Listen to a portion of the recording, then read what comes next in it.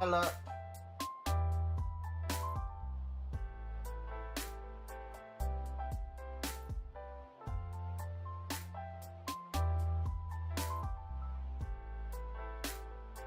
Get some tactics going.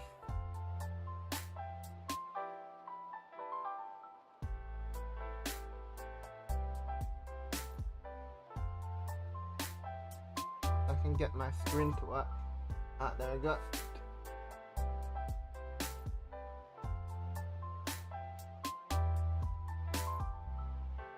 Let's solve this one. What was it? Pick first.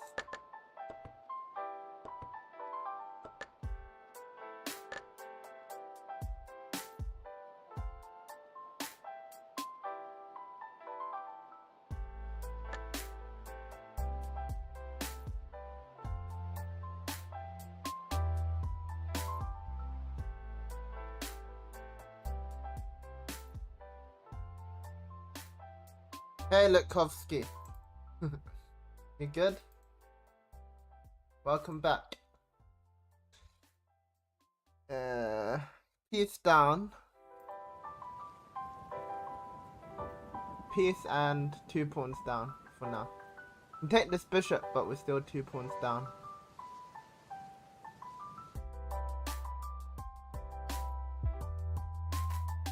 Do I throw in this first?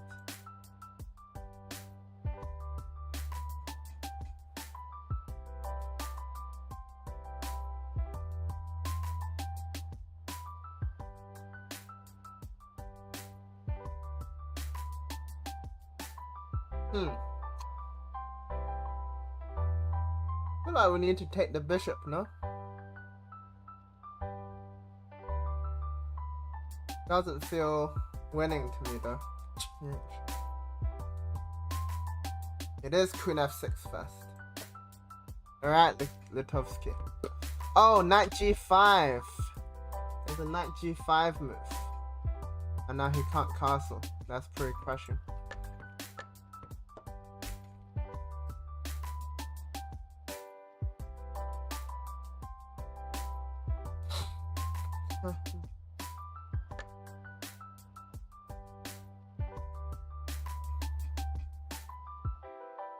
Okay, we're getting mated.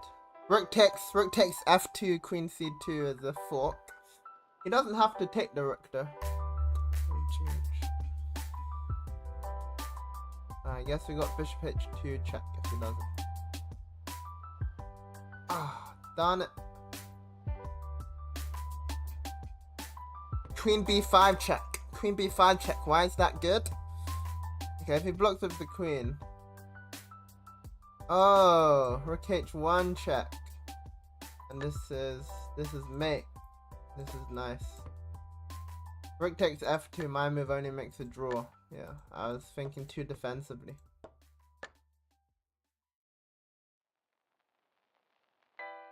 Alright, come on, let's get some right. Rook ending. Strong pass pawn. What's wrong with just pushing? Pushing, he checks first and then goes behind the pawn. Oh, he checks and takes the rook, right? But then we put the king on e3 when he checks.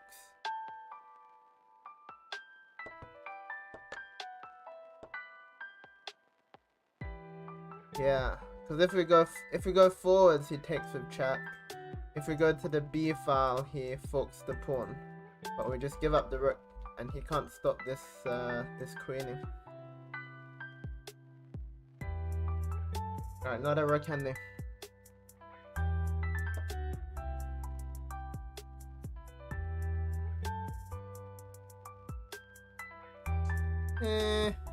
What's this? I feel like I check and take, and that's a very nice rook ending.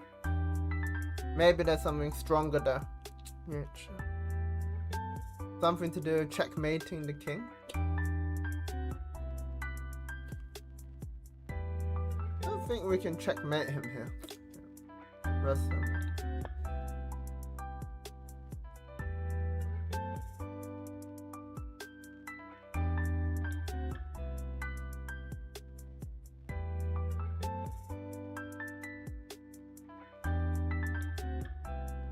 Do we just push the pawns and checkmate him? Does that really work? Maybe we just push the pawns and he gets mated. Because if we get both pawns here, this rook check is mate. Which pawn do we push first? I guess this one, so there's no skewer, right?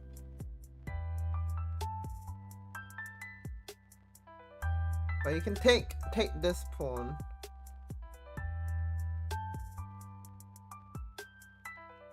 Yeah, they have, man. I put them up. Inflation is terrible, isn't it? It's mainly because I need to not play too many random games and focus on myself.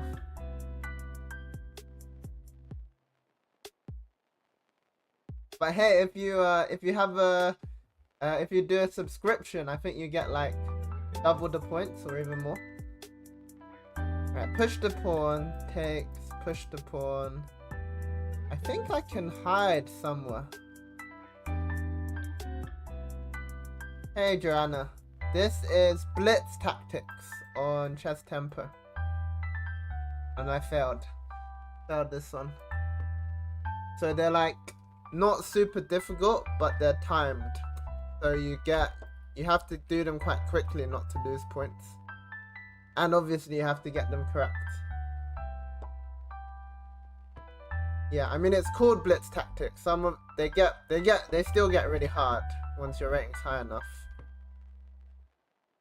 This is the winning move. Oh, you're cause it's check and mate, right? Yeah, it's much stronger than my pawn push. How does he defend this? Out of interest. Because my idea... Yeah, Chess Tempo is great, isn't it? My idea was to go f5 here. And I thought I could run. Oh, I can't run. You can trade the rook here. Might even be worse if I'm not careful. Yeah, I'm gonna do some more tactics and then I'm gonna review the tournament that I just played in Isle of Wight Masters.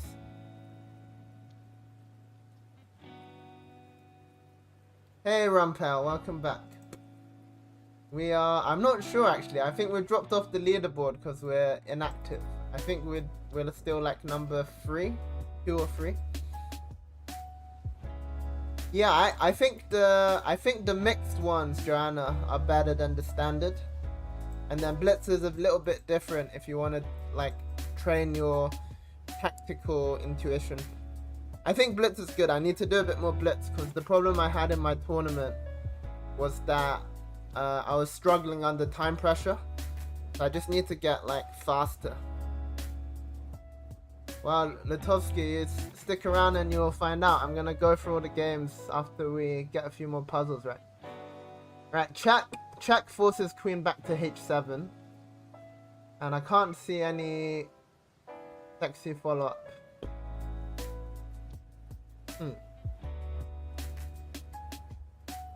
It looks like there should be some sort of mate, but I'm not sure there is. I can kick the queen first with this rook move. That looks promising. That looks very promising. Where does the queen go?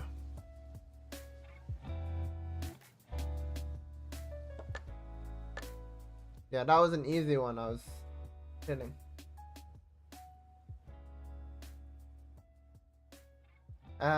Spoiler alert, not quite a Grandmaster yet. But I feel like we're heading in the right direction, you know?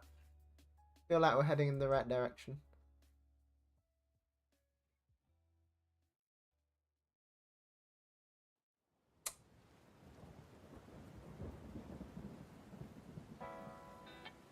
Got 2 norms. So I need 1 more. Only 1 more. So close yet so far. This king is almost mated.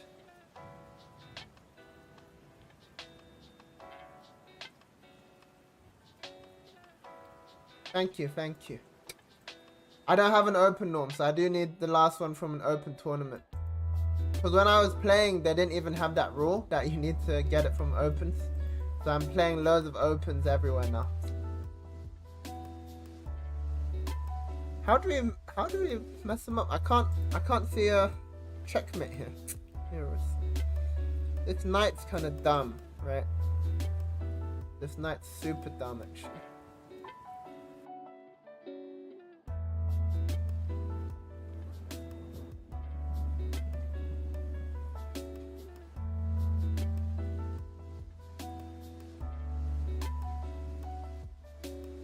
This is hanging as well.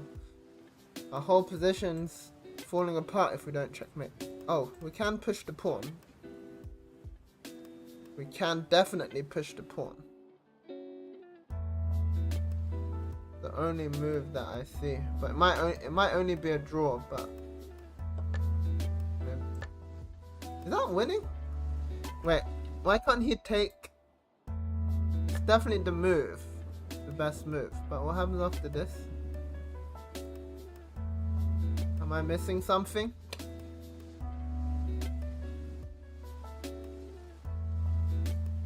I just push, right? I just push and make a queen. Huh, nice.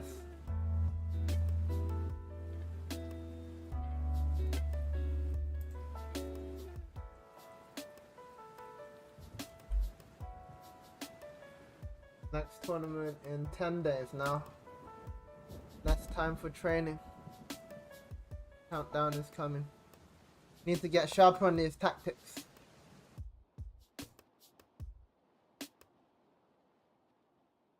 Bishop h6 check. He has to block. Rook g7.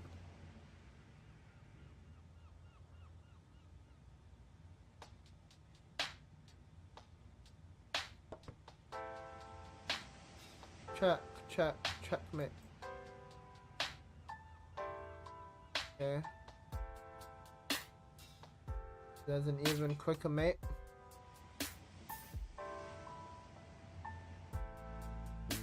Take. Check. Check.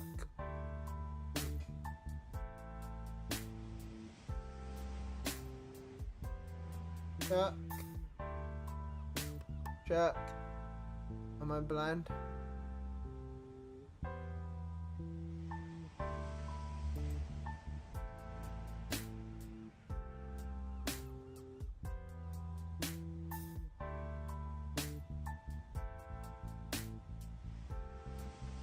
You go here, check. Maybe that's easier.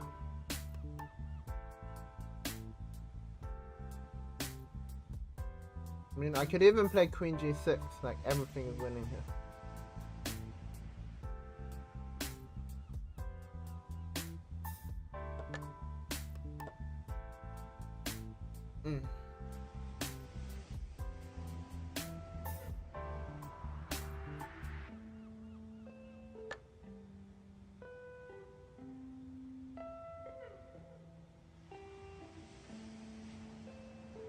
Rook G7, definitely an idea.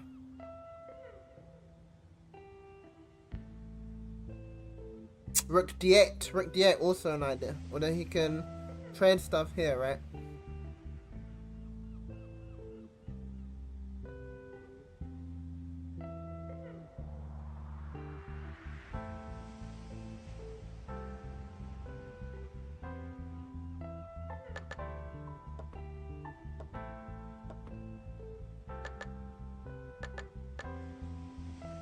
Okay, solid.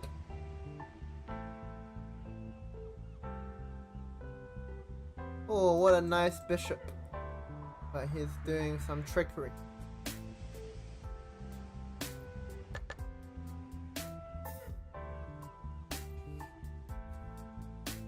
Where does the king run? Where does the king run? Or do we block with the knight?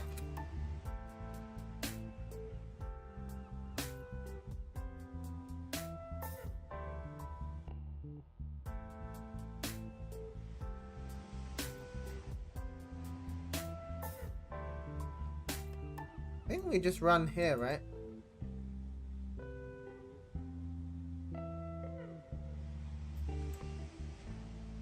Oh man, too slow? I thought I was fast. That felt pretty fast. But I got even faster. Rook takes, king h8. Oh, it's gotta be checkmate. Knight g5? I don't have time. I don't have time.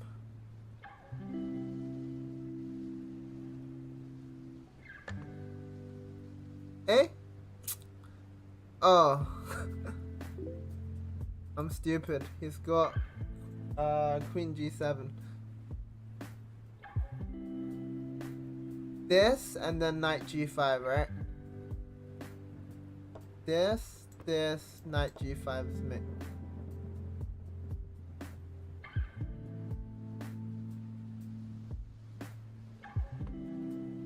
Never played an IM JW? They're not that good, man. Nothing special. Take this and take on G5. Looks crushing.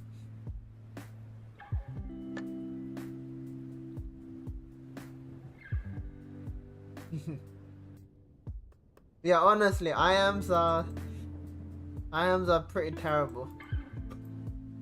Like, you should see some of the moves that I made in my last tournament. Terrible.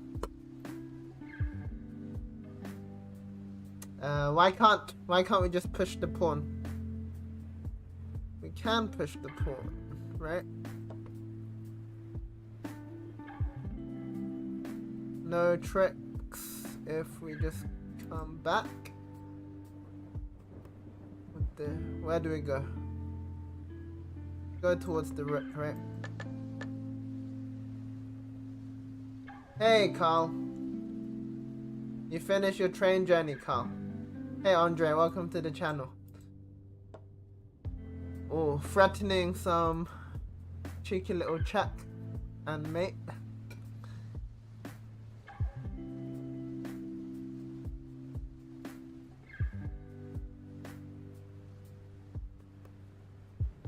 Yeah, I got engrossed in my opening preparation.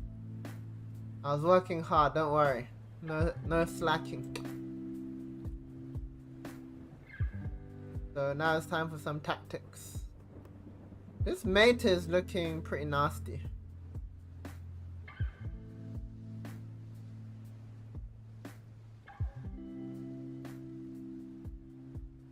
Doesn't look good, does it?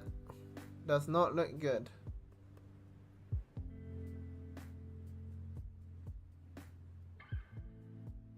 Just run with the king, maybe? Yeah, because our pawn's really strong, right? I guess we could just take that.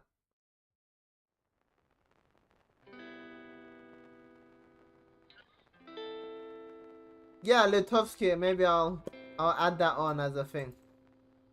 And Carl, I didn't realize you subscribed. Thanks for subscribing, man. Yeah, this is Blitz. We're gonna do a couple Blitz puzzles, and then I'm gonna go through my games from the tournament. Gonna do like another 20 minutes of Blitz puzzles, I think. Because my brain is too slow. That is a capture with a check. And then we could come back to d4, right? But then he takes this.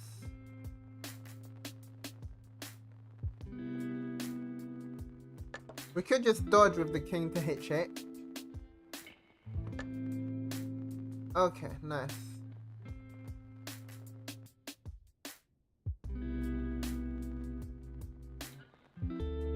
Yeah, we can check it out, Carl. You got points, right? You got the subscriber points, so you're getting loaded with the these channel point things. Is it another London system? You know, I've been actually considering playing the London system. After you inspired me. Give a check, king runs to d3. I mean, if the position calls for it, I will definitely play h4. I'm more than happy to play like alpha 0. Give a check, king on d3 is annoying.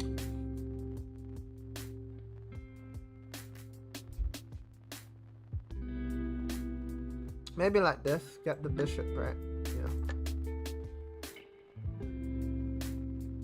The Colle is more fun. Isn't the Colle like the London system without the attack?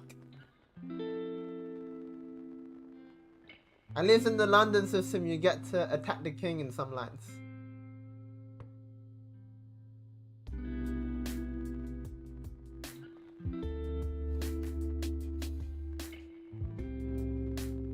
I really want to push this pawn.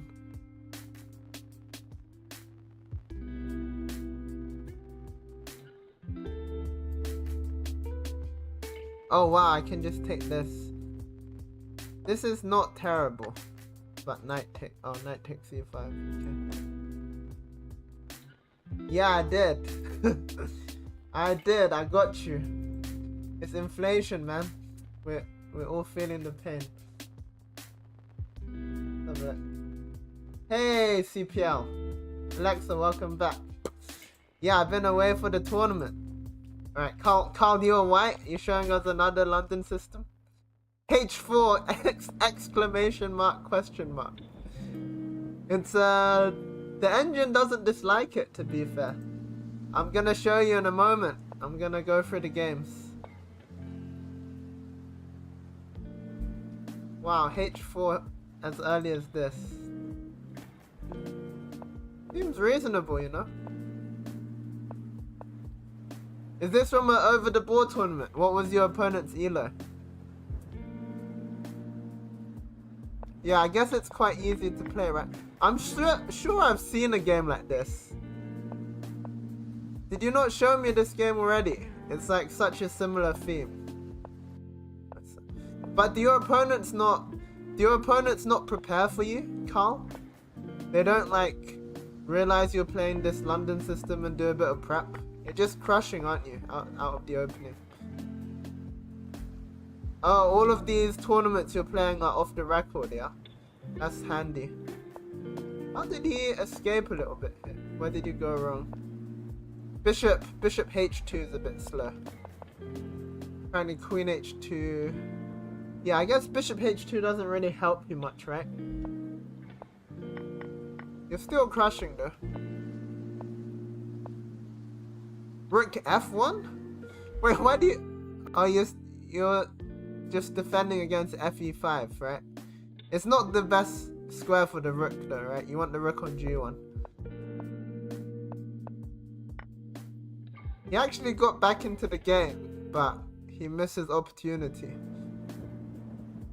Queen e8's not easy. I guess the point is just to activate, right? Right, yeah. You gotta finish them a bit smoother once you got these killer positions, but still nice. Now just a crushing ending, yeah? Finish him off with a little trickery. Is this rook ending an easy win? Yeah, it should be, shouldn't it? Because his king's so bad. If he takes the pawn, you go king f6.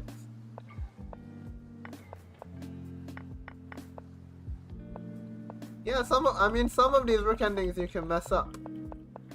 Let's see. Yeah. It's easy win with the e pawn, right? If it's a g or h pawn, it's a draw. But with the e pawn, you got this little trick, which you knew.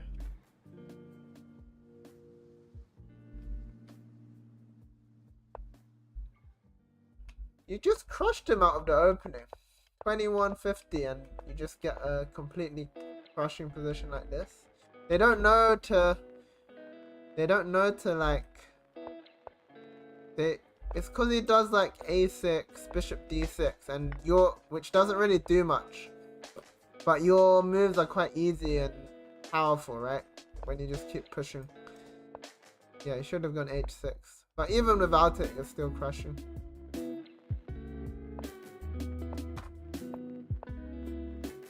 Yeah, well the sort of bar for inaccuracy is not super high, right?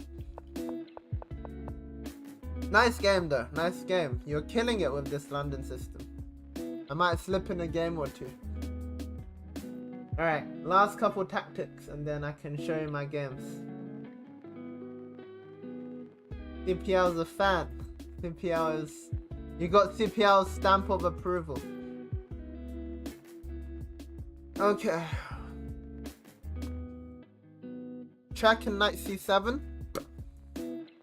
Got rook g5.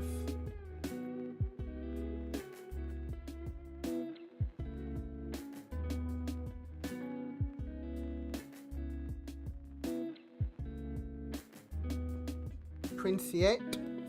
Yeah, we can see the games, man. Queen c8 looks good, doesn't it? You can't stop the pawn.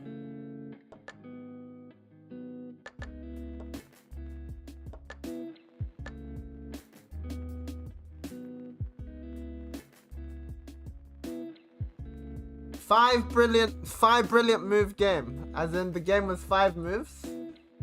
I wouldn't mind seeing a 5-move game. That's pretty impressive. I've not had oh, as in... Okay.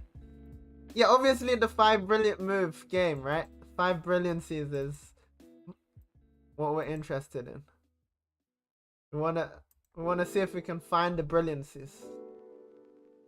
Check, bishop f1, bishop takes. He can push the pawn.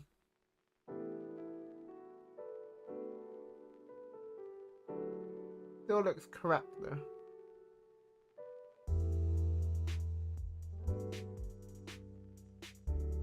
Oh, we've got a bishop b7 check, right?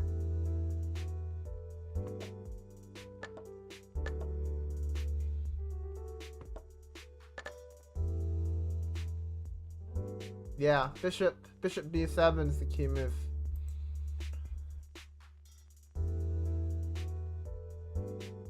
Okay, nice attacking position.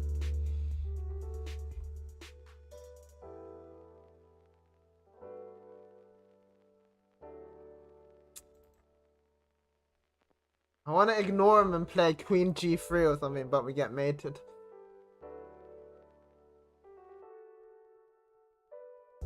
Take an f2. So if we take this, he takes the rook at some point. He's not threatening to take the rook. Why not just king takes him back?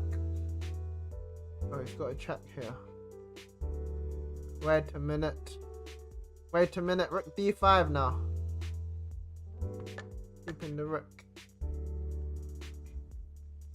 Yeah. Alright, let's see 5 brilliant moves. 5 brilliant moves. Jeez.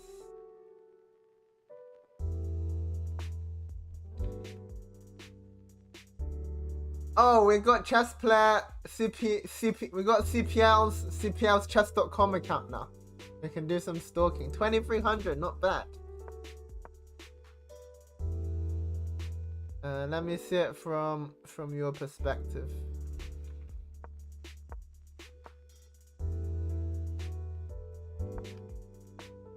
Can't take any credit. Mahim is back as well. Mahim, I did not smash people in that way, but yeah, I smashed a couple people on the chessboard. Alright, so we get a beautiful opening because white doesn't know what he's doing. It's like you're playing white with black.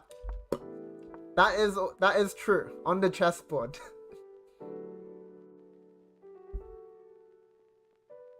Scored, I'm 24-28. All good. You completely outplayed the guy in the opening. I'm surprised it's -1.5. Like, I get that it's good for you because he's weakened his king, right? I'm surprised it's that big though. I guess this is a bad bishop against good bishop as well, right? Like, good bishop and bad bishop and bad king adds up to -1.6 apparently. Oh, this was interesting. d4 and you just go e5. In 11 seconds as well. What a chad. Computer second move. Top move is knight takes, queen takes, rook e8. Which is deep. And after he takes, you go e5, e4 and checkmate him. Oh, I guess you just get the pawn back. Oh, you completely missed it?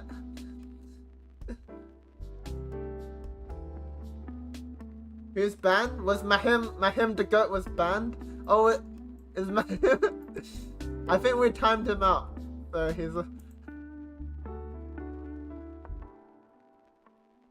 wait, why's my screen gone white? I want to see it again. Some big complications that you played quite quickly. Knight b4. Knight b4 is a move. Knight d4 you're still better with this e4 plan, which is nice. That is very backwards. I would have gone knight e5. Yeah, knight e5 he's still in the game a bit. Was it Mahim? I can't remember if it was Mahim.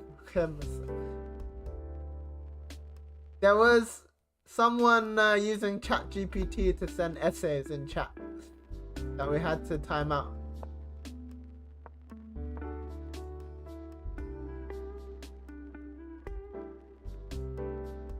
Alexa, good job on the improvement. I'm sorry, Litovsky. The inflation is real. It's affecting all of us. What can I say? That pawn. Okay, you're just crushing him now. This must be checkmate, right? E3. Oh, E3 is nice. E3 just completely messes him up. You found it in 7 seconds as well. Yeah, it just cuts off the queen's defense, right? How do you finish him off here? I kind of want to bring in one more piece. Oh. He brings in the cavalry with rook b5. Rook b5 is nice. Then you flex with him with knight e3. I guess there's only I don't know why knight takes f4 is much more natural to me, but I guess this is a little bit sexier. Alright, Alexa. Take care.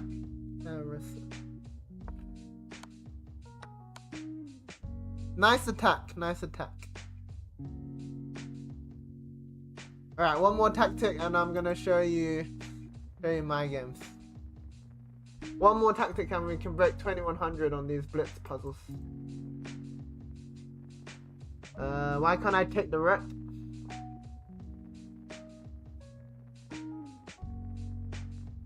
Something stronger. Rook f6. Is rook f6 even better?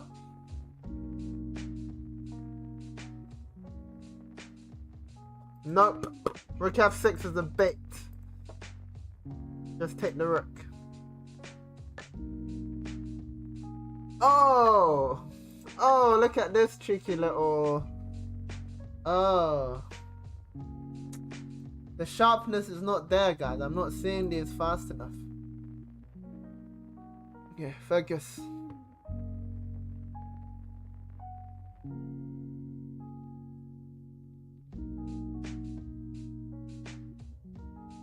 That looks pretty killer.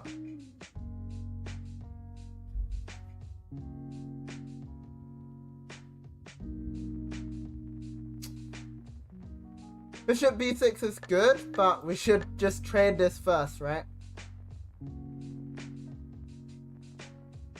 Yeah, CPL got it. Alright. I forgot my rules. I forgot my old rules. Which is don't believe in chat.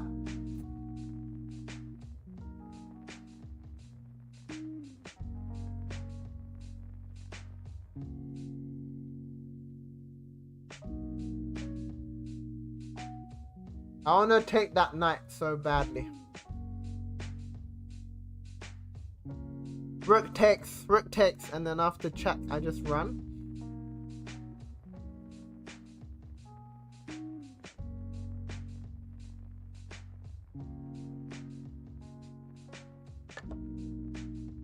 You wanna check me this way, huh?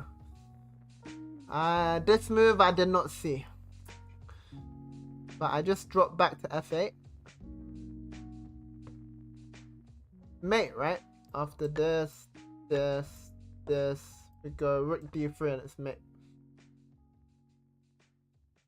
Yeah, we were lazy on the calculation. Alright, last one, and I can show you my games. I'm excited to show you my games, guys. And I need to actually review them myself properly. I've not done a proper review yet.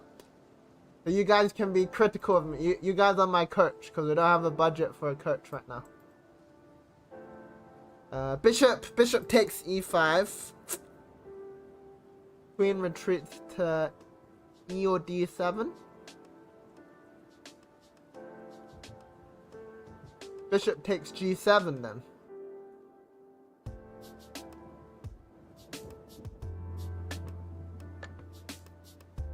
Yep. Queen h6 here.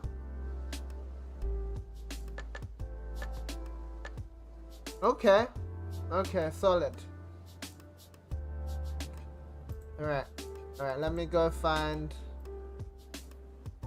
Just check on Wei Yi for a sec and then go and find my tournament games. Oh no, he's getting done by Prague. Knight d6 is not the top move. Yes, the knight's good on e4, but here you would be worried about this, right? Apparently compensation. Not easy to tell that you get full compensation. Prague is playing in Prague. In the Prague Open. Prague Masters. Prague Festival Masters.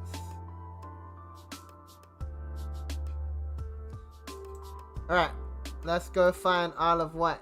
Watch broadcast. Isle of Wight Masters. Let me tell you the story of the Isle of Wight Masters, guys.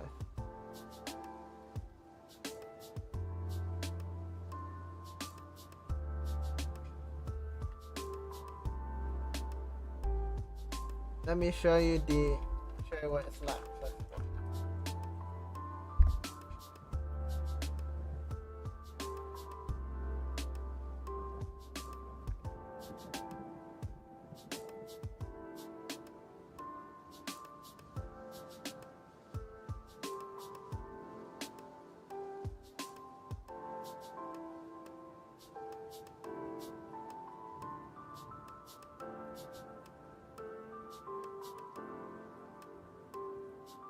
Wait, let me set up. I'm just setting up so I can. I'm gonna record this for YouTube as well, so we can stick it on YouTube. You guys are gonna feature on YouTube, by the way.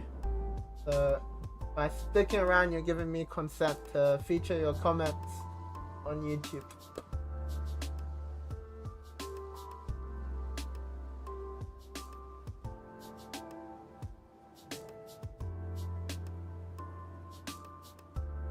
So there's this really small island called the Isle of Wight, which I did not know where this was actually, despite being in the UK.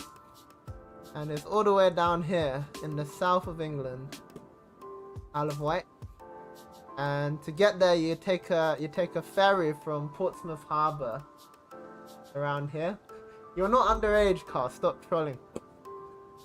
And so I took a ferry to the Isle of Wight. It's a 9-round tournament, and some pretty strong players actually.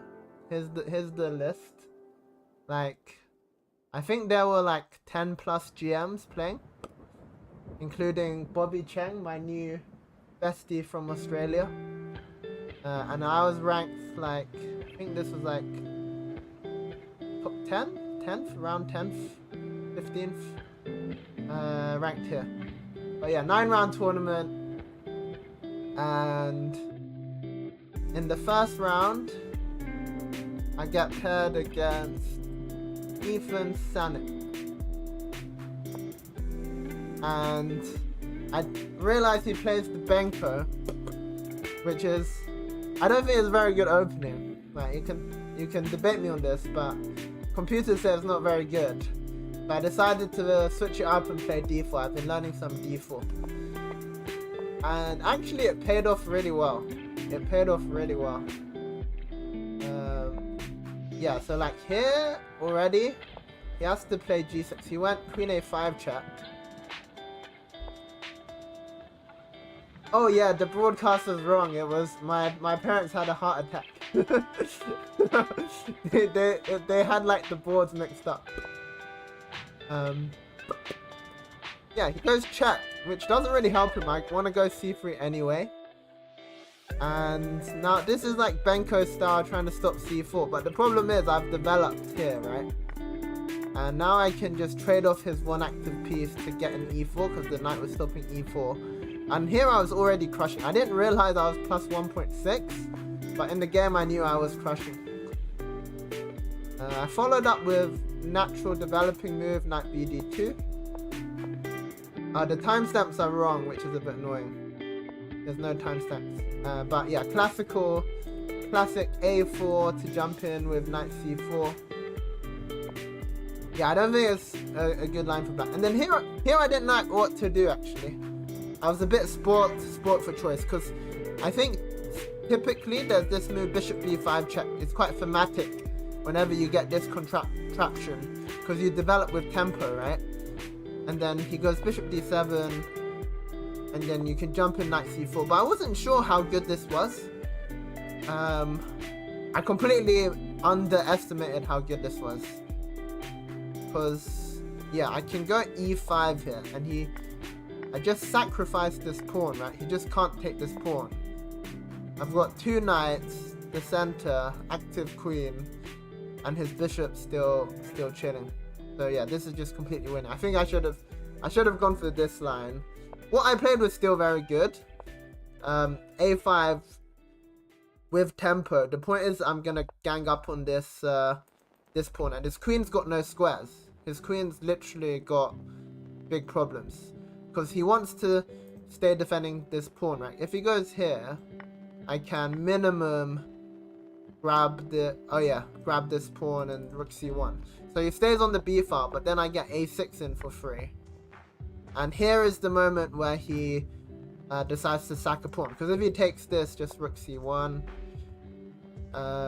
Okay, he sacks the pawn, and here I think I did not play it very accurately.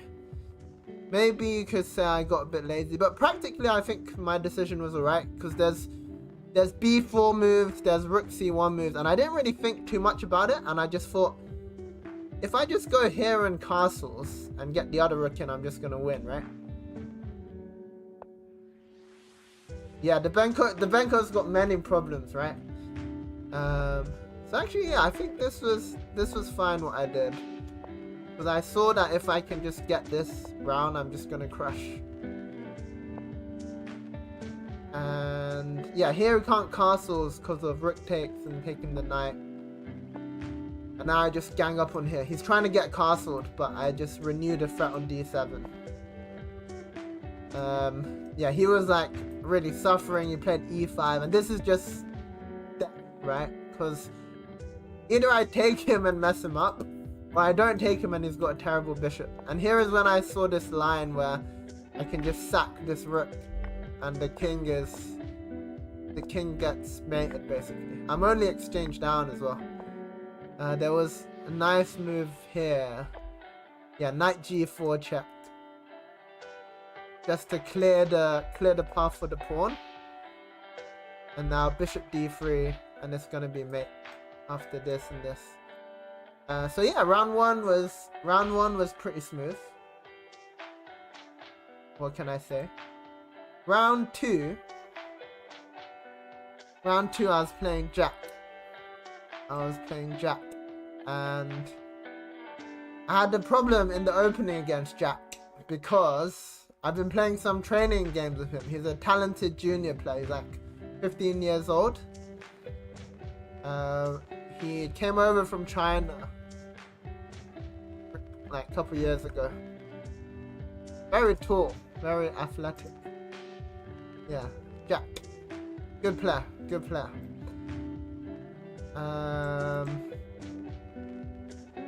And then yeah, I couldn't play my normal Sicilian stuff. I didn't want to play my normal Sicilian stuff because he knew like a bunch of my openings, and I was worried he might just play some line that makes a draw as well.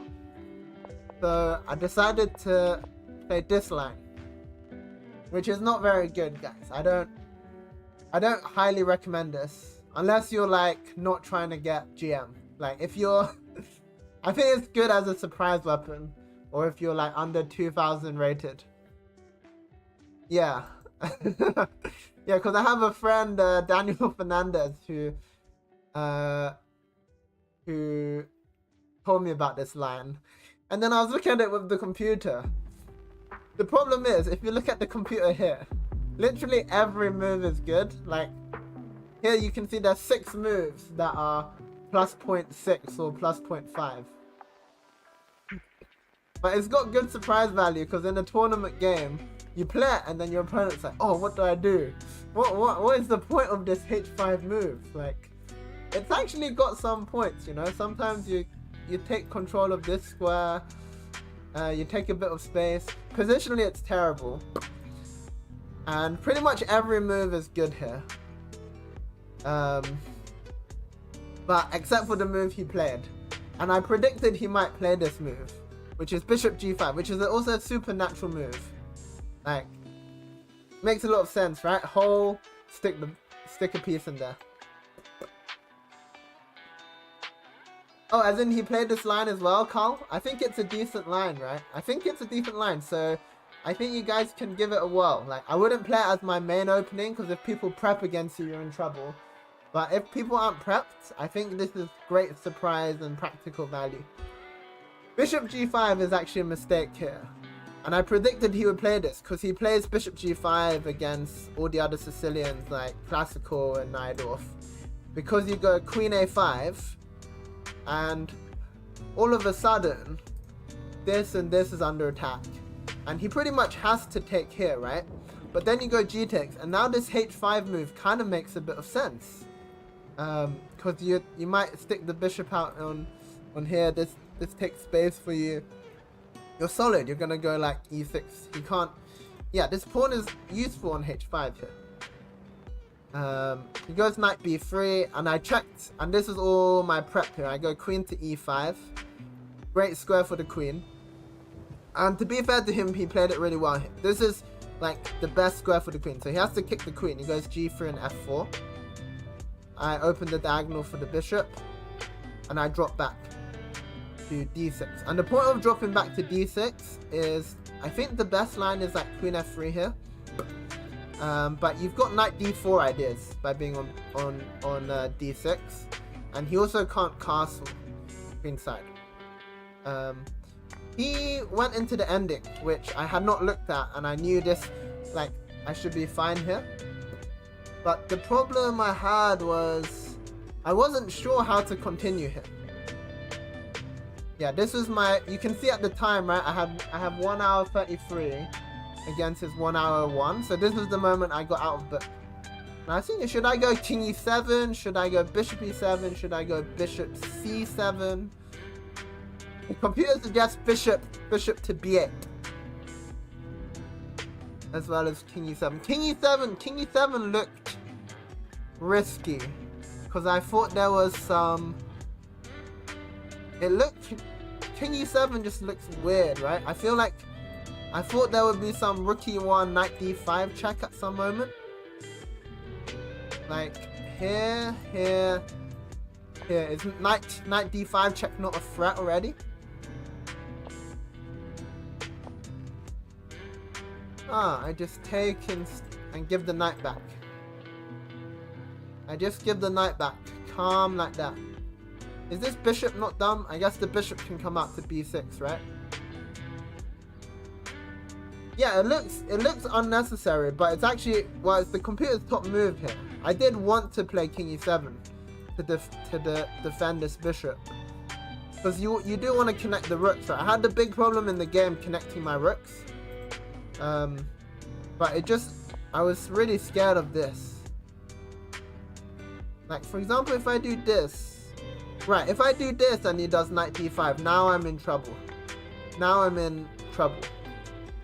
Because here, he goes d6 check, pawn sack. So the key thing is, hey, pass pawn. The key thing is to play this d6 move, which you hadn't saw. D6 move to give the knight back.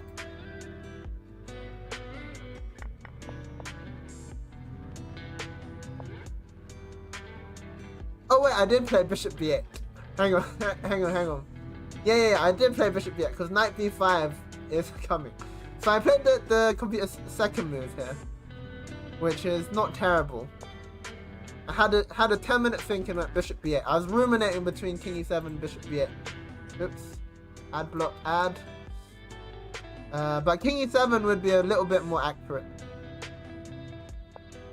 Okay, bishop drops back to b8 because if bishop c7, knight b5. So I'm confused why the computer thinks this is fine. Oh, he just still goes back. And this check is not a big deal because of king e7. Interesting. Okay, so bishop c7 was possible as well. Yeah, and now I try to unravel, right? I've got to stop some knight b5 idea. And here I suddenly realized he's got some pressure. I felt comfortable at this moment. Up till here. When I realized, oh, he can put the knight on c4. But I hadn't expected this move. I carried on with my plan here of bishop c7. Maybe bishop a7 was possible as well. But bishop c7's good. He goes king b1. And I just want to get developed like this here. I went b6. And yeah, one question I had in the game, which I probably did not handle very well, is I really want to play this move h4.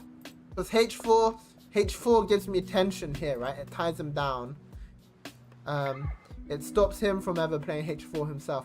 But I wasn't sure whether to prioritize developing on the queen side or playing h4 myself. So computer really likes playing h4 here actually.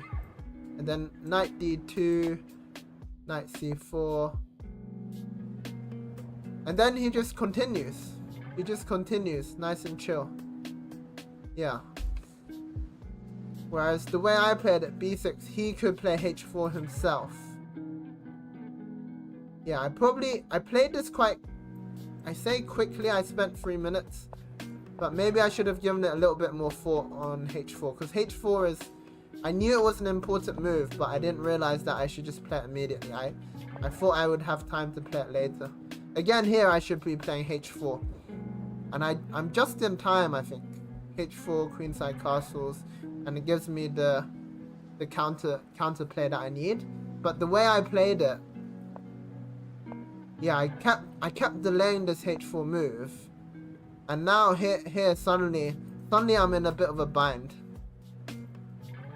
Like, I was feeling quite happy with myself with these beautiful bishops, nice square for the knight, but he's got some counterplay here, which is quite annoying. Yeah, and now I thought I should play f5 to stop knight e4, right? He drops back bishop e2, and now the only way to generate play is h4, but now the difference is he can go g4. Takes, and like long term I should be better with the two bishops, but I've got to deal with this big pawn and these outposts, right? He's got, like, if he jumps the knight in and other knight in, I'm at risk of getting positionally slaughtered. I fixed the pawn with h3 here because I thought rook d8 h3, but there's a very interesting exchange sack here, which I didn't believe in. I think he's fine though. He goes knight e4 and he blocks the bishop, right? I've got a bishop c6 move. Keep the bishop. And it's all about this killer bishop supporting the pawn. But he should be fine here. Takes.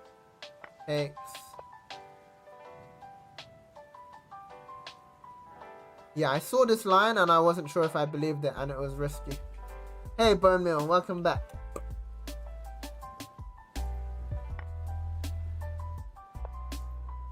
It is an exchange sacrifice, Carl. What do you mean? So okay, I made the practical decision to not allow him h3 because I saw after takes, knight d5.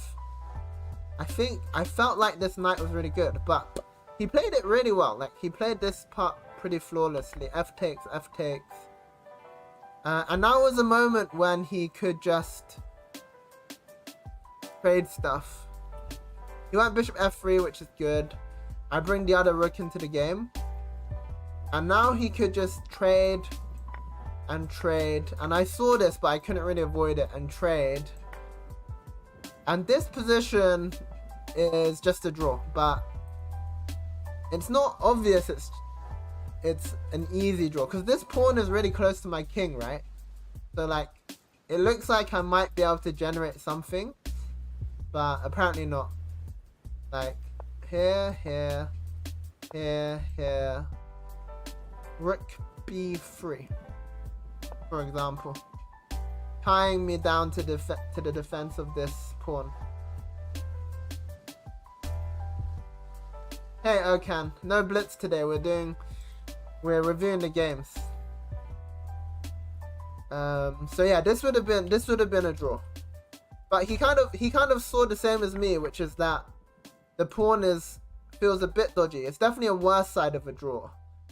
Yeah, TKB, tricky ending. So he plays rook e1, which is not a terrible move, but now it gets a bit tricky for him because I found this way to play. I exchange one pair of rooks and I go to f8. The problem with this move is this rook was already active, so he's kind of moving an active rook to another square, so it doesn't really improve his position. And here I'm pressuring him now, and he has to be really careful. He has to actually retreat with knight d2. He went bishop g4, but now I win a pawn, right? I do the check and the fork. And after I win this pawn, he's in big trouble. Computer says rook f2. Rook f2 is even stronger, which I had not seen.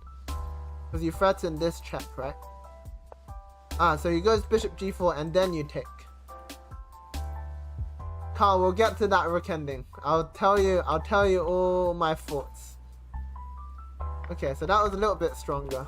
But yeah, I think this cleanup was relatively easy. He had no time here as well. I messed up this rook ending a bit. Well, I never messed it up, but I could have played it a bit cleaner. Maybe I played it fine, actually. Yeah, he could have made a tougher defense, but now he's just got two weak pawns. And then this rook ending is just completely lost, right? This king and pawn ending. So yeah, quite a nice game, that one. End game. And then round 3. Round 3, I was playing someone who, in the round 2 game, completely annihilated a Grandmaster. Let me show you the round 2 game. Like, he played like an absolute engine, which was very worrying. Like, he played all the computer top moves. Suraj from India. I show you this game quickly, because I was sitting next to this board, right? And this player from India is very underrated. Like, he's much stronger than 2100. Like, quiet opening, and then bam, he wins a pawn. But all of a sudden, and I think this was his opening prep, Suraj gets all of this like pressure for the pawn. Like, it looks kind of quiet, like black's pawn up. But actually, if you look closely after this, yeah, he finds knight h4, which is a good move. Queen g4. Suddenly, all of the attacks coming, and this is a natural developing move, but it's too slow. He kicks the knight, he kicks the queen, and then after kicking the queen a bit more, this rook comes in. Here he just exchanges queens, and this is just fatal. And I saw him deliver checkmate, actually, when I was sitting next to him. Yeah, he checkmated this strong Grandmaster Matthew Turner. And then when I looked on here, it was like 98% accuracy. Perfect game. But going into round 3, I was a little bit worried. A little bit worried indeed. But the good news is, he plays the Alekhine, which is not a great opening. And he played it with d takes e5 and e6 here before he played e6, and in our game he played bishop e6, and I knew this position was already like +1. So when he played bishop e6, I knew this can't be good. This just can't be good. And I saw here like knight c3 and going into an ending, and I thought practically as well. I wasn't sure how good this ending was. I knew it was a good ending, but practically against like a really nice attacking player, like just bring him straight into a bad ending. It was like a dream opening for me. And apparently here I have f4, which is even stronger than my bishop f4. But I just really wanted to get castles in. I think I should have given this move a little bit more thought. So yeah, we get to this ending, and it's like equal pawns. But the problem is he's moved his king, right? So this rook is gonna struggle getting into the game. And now my idea was bishop f4 and a quick queenside castles check. Which is why I played bishop f4 really quickly. You can see I spent like less than 30 seconds. But this move is just crushing. I guess the bishop's dead, right? I'm still trying to get my head around how strong this is. Yeah, this is my games from the last tournament. This is my round 3 game against Suraj. Yeah, I saw he had some g5 move, and I just go g3. And I just contain all of the counterplay. But I felt like yeah, I saw like some lines where he gets the rook out. Apparently these pawns are worse than these pawns. This pawn does a good job of controlling the knight, right?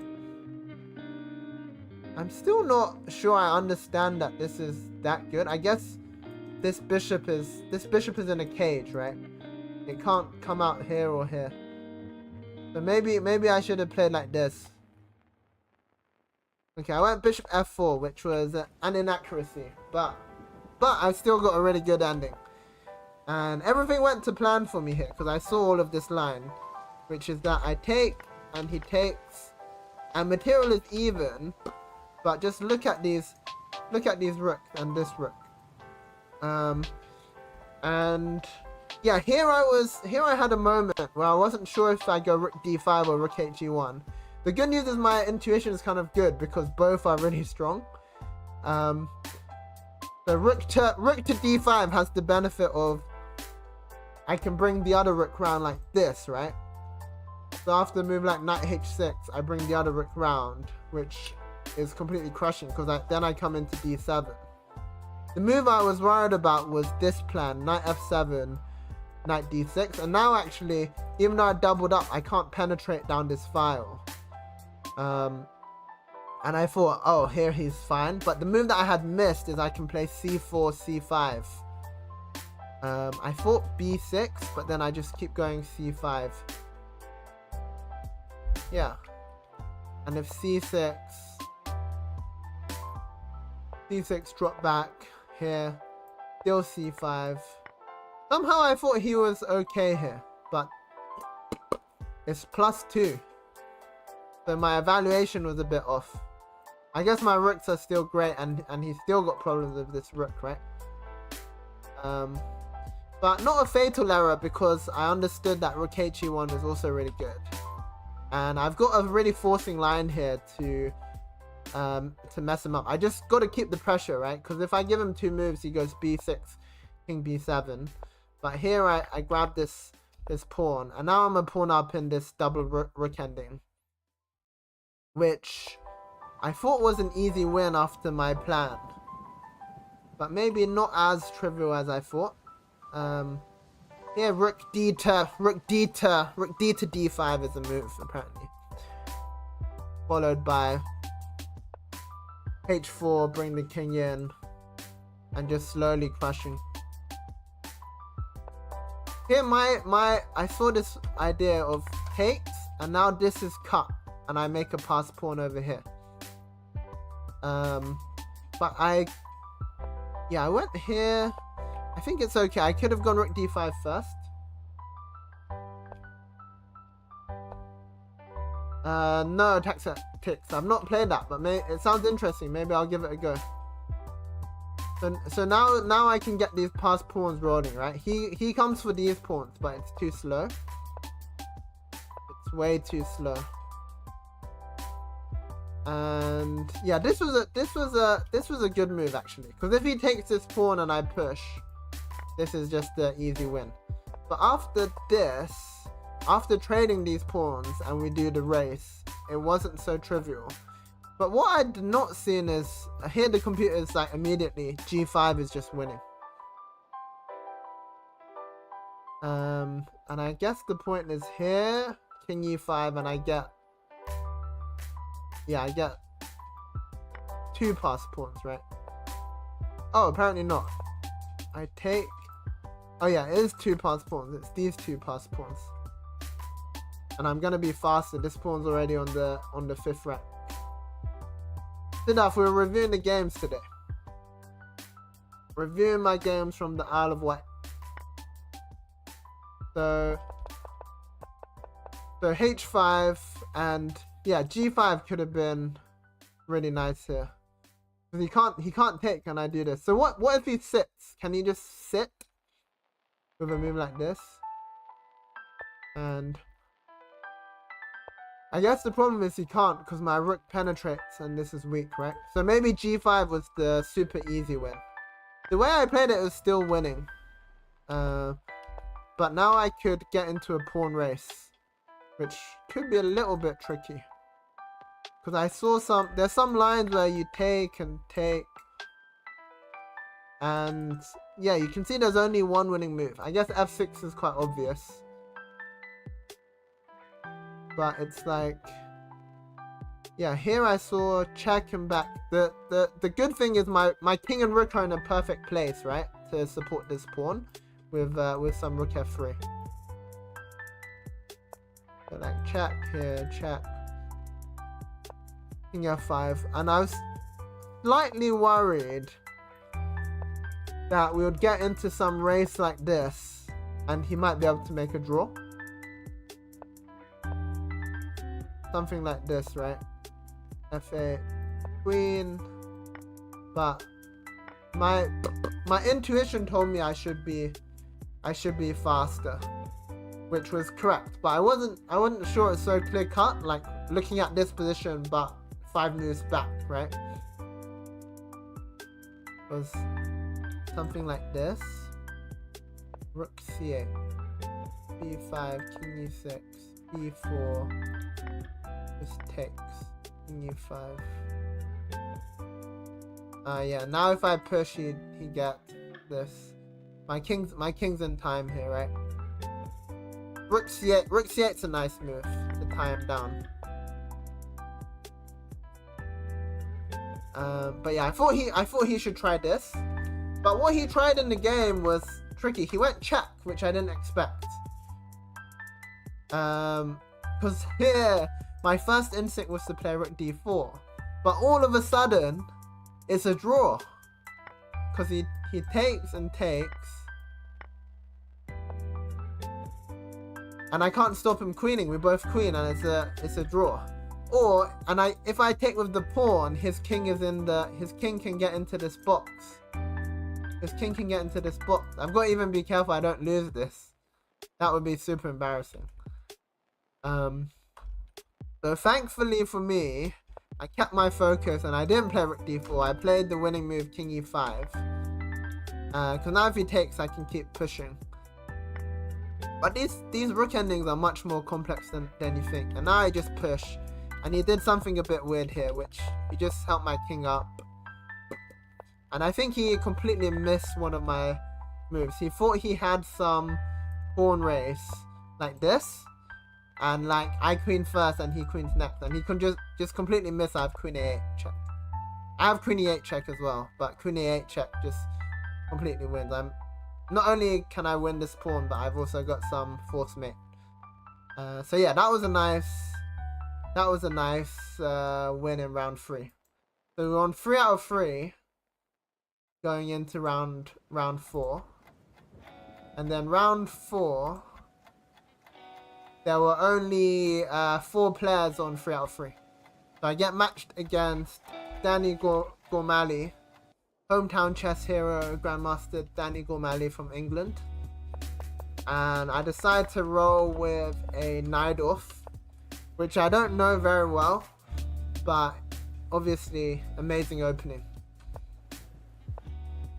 And all of this happens, it's pretty standard.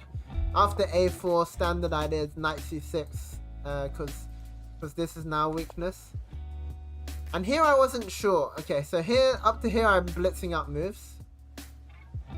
Yes, Lawrence, that was, I remember you had the big slick.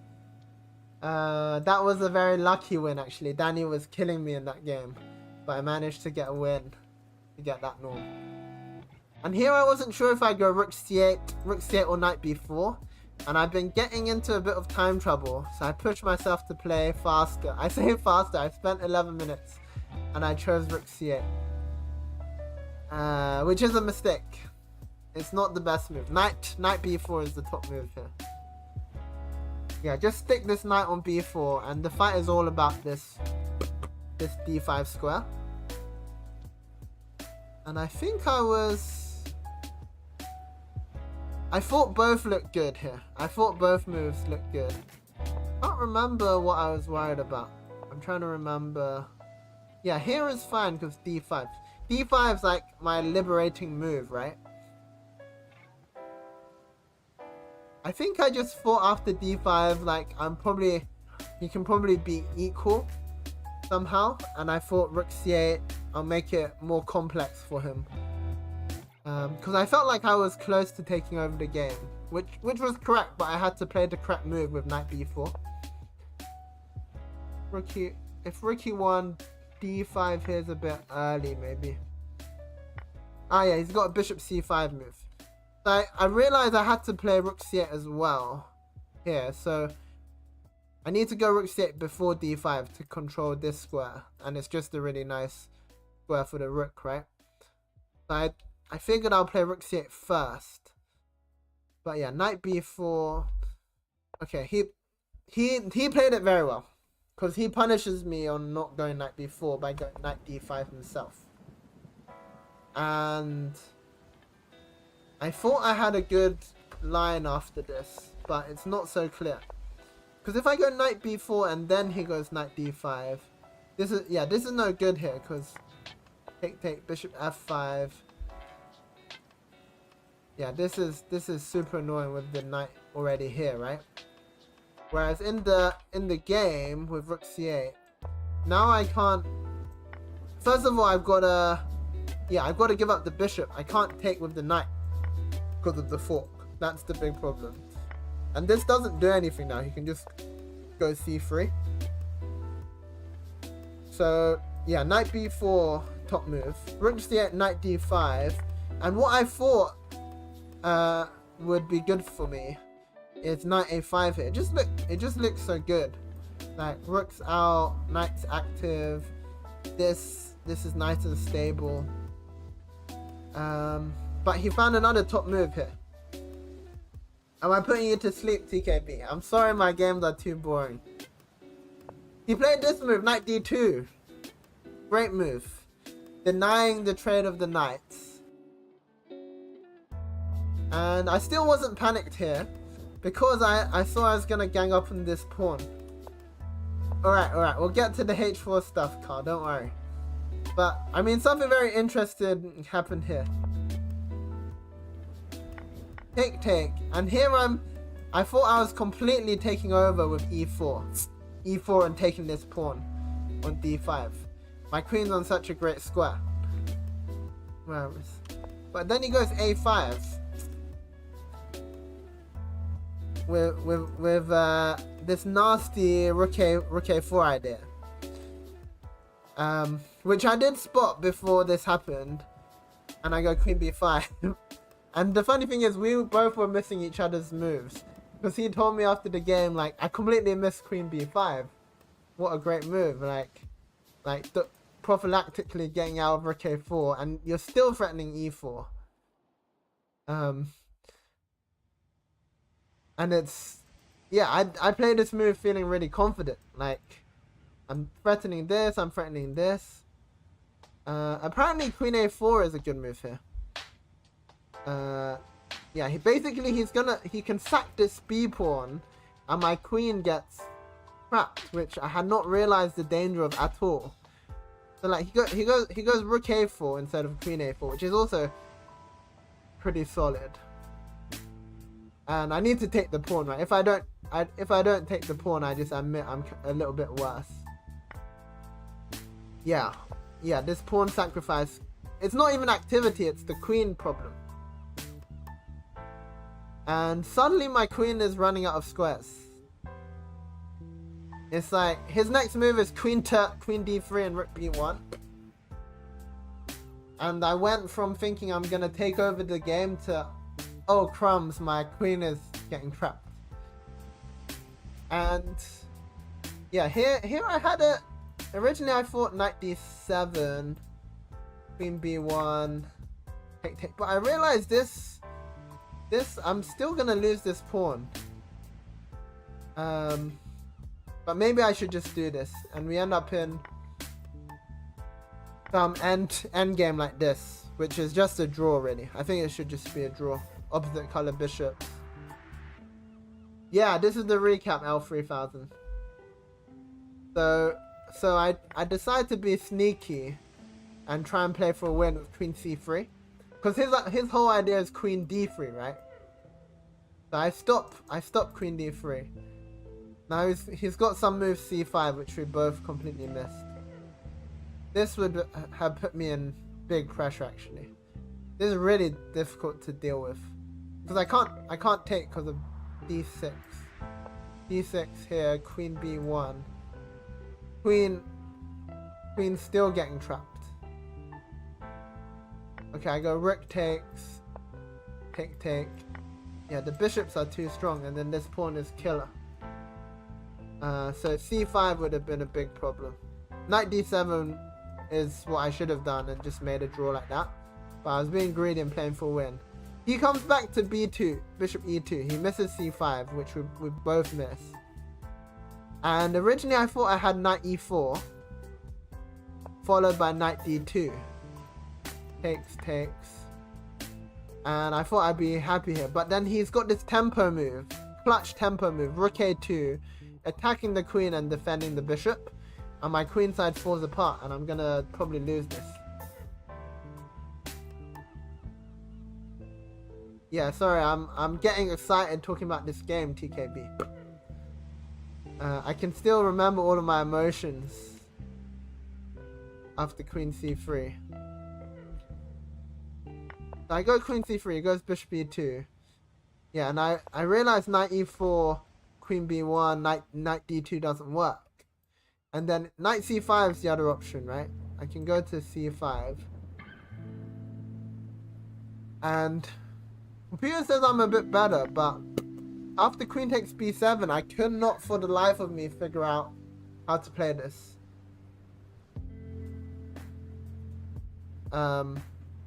This is really difficult here. This is really difficult. Like, the computer just finds it straight away, but bishop d8. Because here if I take this, I lose this pawn at the end, right? But there's this weird contraption. The computer just goes bishop c7, holds all the pawns, and now his queen is trapped. Like, it's his queen that is trapped.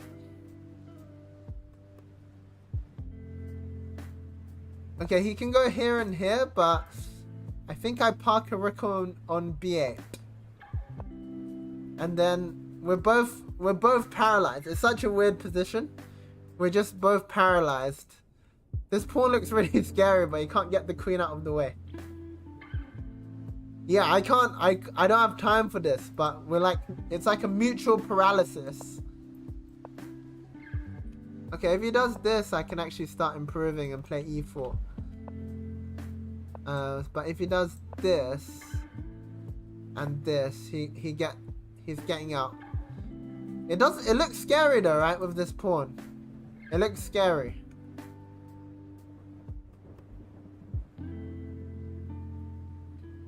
So yeah, I didn't see this bishop d8. I didn't see this bishop d8 plan. Bishop d8 to c7, which is really neat. Really neat. And I guess there is a point, like, I just completely dominate the dark squares, right? So I should have looked for it. I should have looked for it a bit more. But yeah, here I'm under a bit of pressure, and I feel like this knight e4 plan is not very good. So I play my queen back to b2.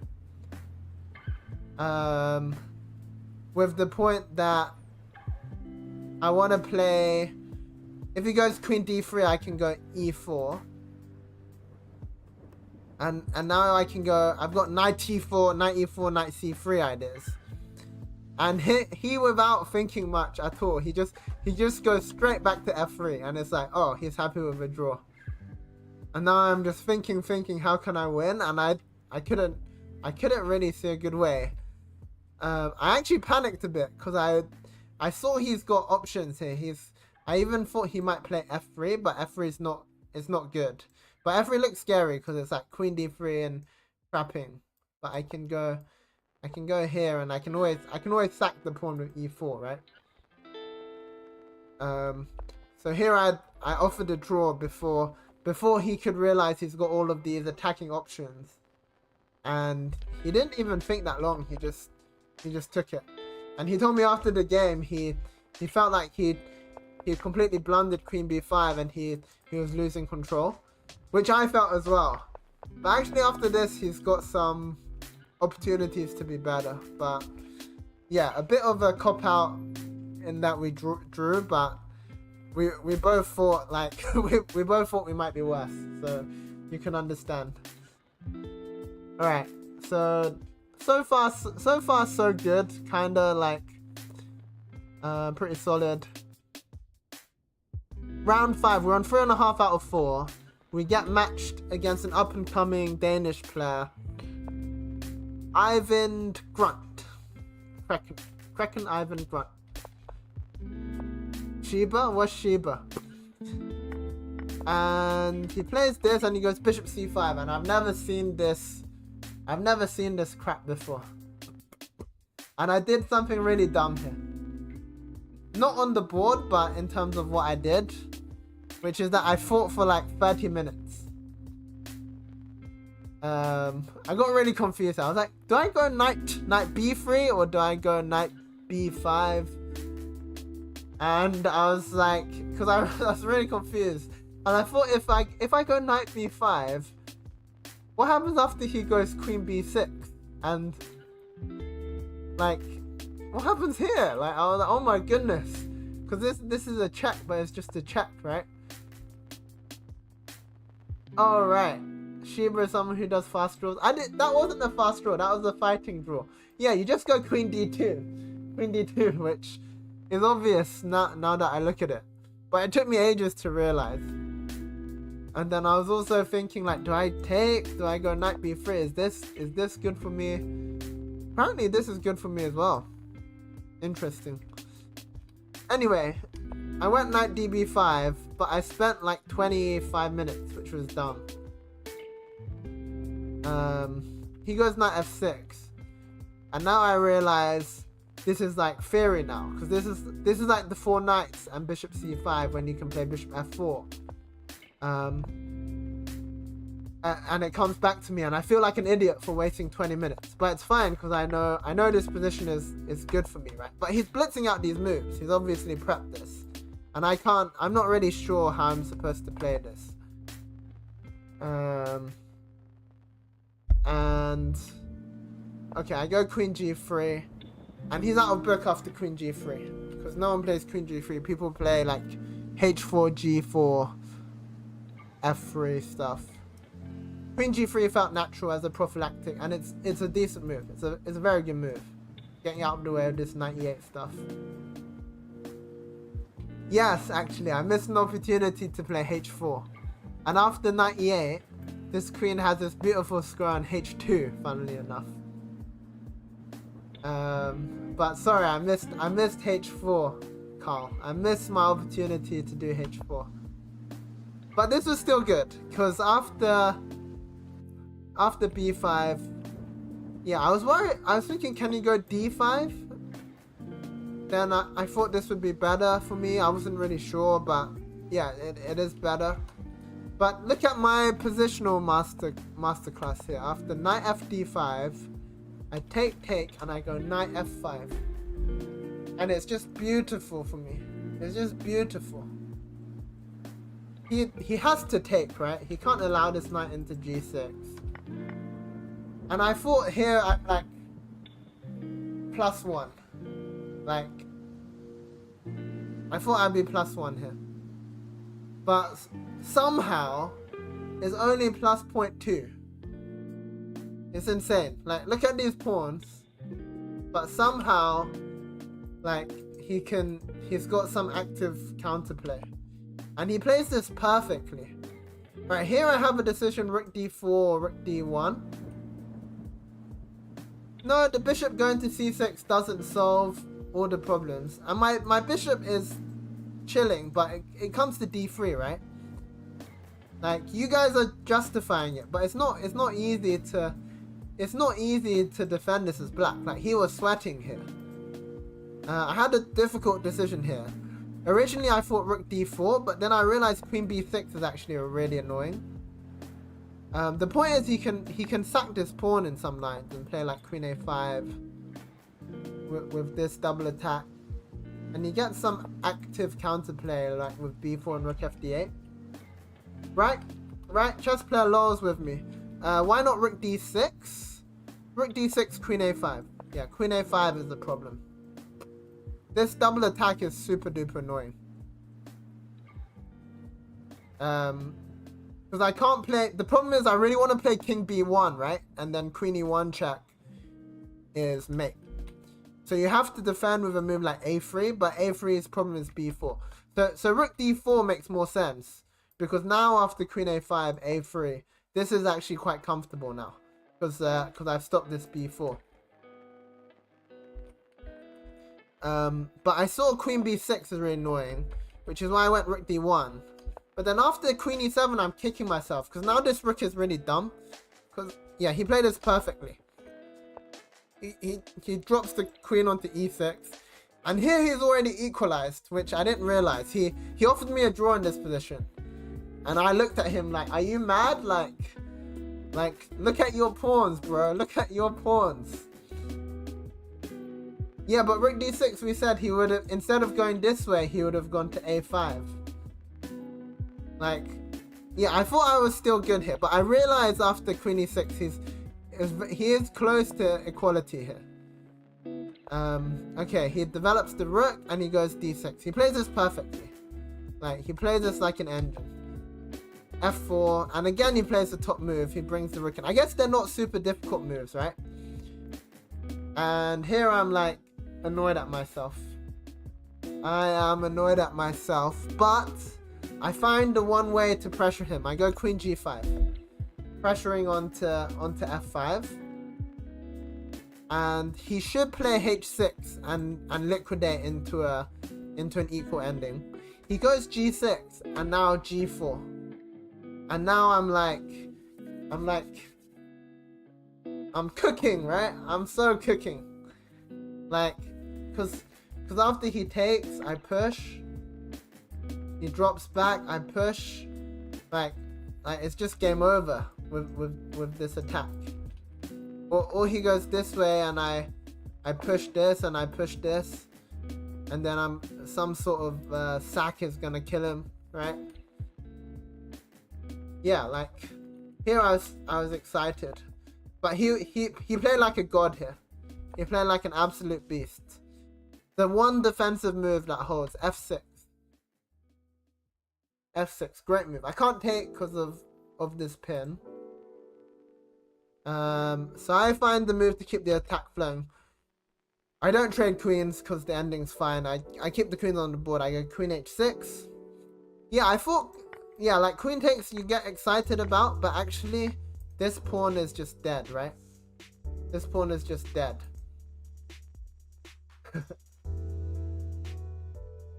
And I'm actually worse here. Yeah, I'm actually worse here. So queen h6, top move.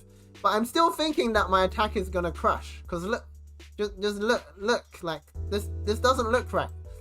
But he finds the move. Like, this bishop was not contributing to the defense. So he comes in and trades my killer bishop.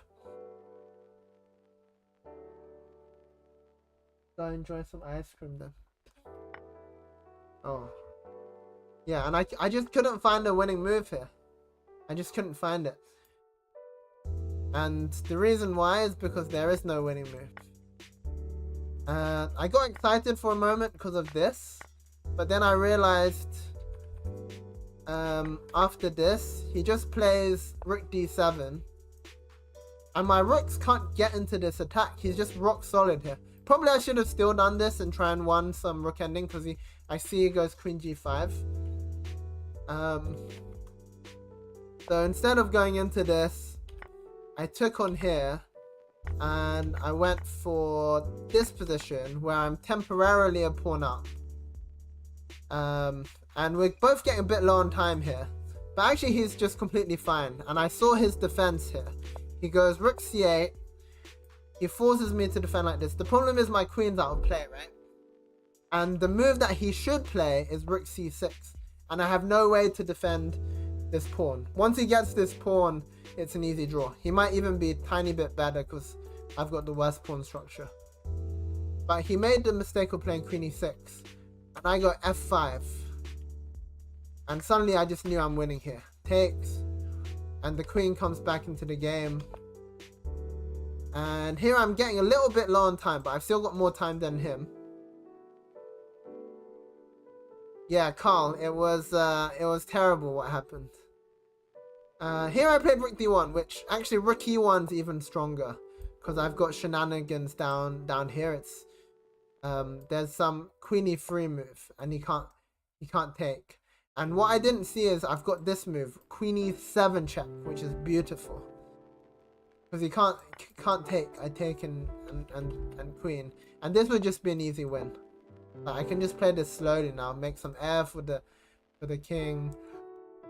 His king's back, and I got a huge pawn. And Yeah, and here I'm thinking I play queen to d4. And I wasn't sure what happens after queen e5. I wasn't sure this ending was winning, actually. Which I was correct, it's not winning. But maybe I can penetrate and do some queen b6, and then he can annoy me. And I was like calculating lines in here, and it's like, can I take? If I take, he suddenly checks and keeps annoying me, and this is a draw. So I need to play this slowly. I need to go like b3. Maybe tie him down first, go b3, and then win this slowly. And then suddenly I realize, oh, hang on a minute. I can go queen c3 and start checking him like this and take here. What a brilliant idea. What a brilliant idea. And as soon as I play queen c3, I haven't even pressed the clock, I realize he just takes my pawn. Yeah, he just takes my pawn on d6. It's too late because I've let go of the queen, right? And I'm like, what have I done? I just completely missed it. Because I spent all the time thinking queen d4 and then thinking queen c3 is good. I think I was thinking like he's got to react to my check, right? Like, and I just didn't calculate this move. I just didn't calculate. And the funny thing is he couldn't even believe it. He was like confused, and he was thinking, and he was like, this must be a trick. Like, this 2400 couldn't just blunder rook takes d6. And he fought until he had like 30 seconds and then took it. And then, but in the sort of 1 minute that he spent thinking and convincing himself that I actually blundered, I came up with a plan. And my plan was to play rook e1 instantly and offer him a draw. So you can see I played rook e1 instantly, and then draw offered. Because I'm just losing here, right? It's not a trivial win because his king's quite open, but rook e1 offered draw. And he fought until he had 6 seconds left and took the draw. So that was I don't know, man. Like, that was like a lucky escape. But also queen c3 was just so bad. There was increment. There was 30-second increment. So yeah, I should have calculated this move, right? It worked. It worked well. He took the draw. Like, if I didn't offer the draw, I would be suffering, right? There's no way, even though he's got no time. Wait, you want me to play on in this position? You would play on this position, like a pawn down, minus 1.7? Yeah, as black you should play on. But he lost his nerve a bit. He definitely should have played on. I mean, without the engine, it's not obvious that this is completely winning, right? But yeah. You say that, but there's definitely tricks, right? Yes, Litovsky. On a side note, my parents are Chinese. But yeah, I need to stop making these blunders, man. Like, that cost me a lot. Like, if I just gone queen d4, like, with him on 2 minutes, I would have been crushing. So that was painful. Well, maybe you blunder something, I don't know. Like, but yeah, that was my round 5. And then round 6, okay. Round 6 is where I got absolutely spanked, guys. Absolutely spanked. He plays this bishop e2, bishop e3 line, which I think is really good. I try something a bit different, and I expect him to start thinking, but he just blitzes out the moves. After the game, he tells me, "You're really unlucky because I play this line as black." And my evaluation is off here, because in this position, I thought he's gone like this and this. I've got f5 in. I thought I'm comfortable here, but it turns out the King's Indian is just a bad opening, and I'm just 0.7. Yeah, I can speak Chinese. And I find the best way to play, but I'm still getting cooked here. He has a long think on this move because it's not obvious. The thing is, like, I have so many weaknesses. This is annoying. Like this diagonal's open. You can go b5 at some point. King's Indian's a bad opening, but it's what I played my whole life. And he finds a nice move here. Rook ac1. Like, because I was expecting some knight h4 move. And I can play a5. He plays rook e1. And here I need to... Yeah, here I'm under pressure here. Maybe I should just retreat with bishop f5. But he can play like b5. Queen c7. I think bishop f5 would have been a good practical move. I forced things here with d5. I thought I can just go d5. I just wanted to take pressure. Lutovsky typing Chinese, flexing, yeah? You don't know Chinese, but you're learning. Okay, man. Okay, he plays a great move here. He goes b5. And I have to take this pawn. And here I've got only one move. I've got only one move, which is I've got to go queen d6. Give up this pawn and play a worse ending. And I refuse to go into a worse ending because I'm a stubborn little idiot. Yeah, because this is just the worst ending, right? Like, I'm never gonna win this. But I probably can hold this. Hero f5. It's a bit of suffering with the worst pawn, but I think it's pretty holdable. And this is what I should do. Yeah, I was getting... Oh, Lawrence, you're doing commentary. I got absolutely spanked.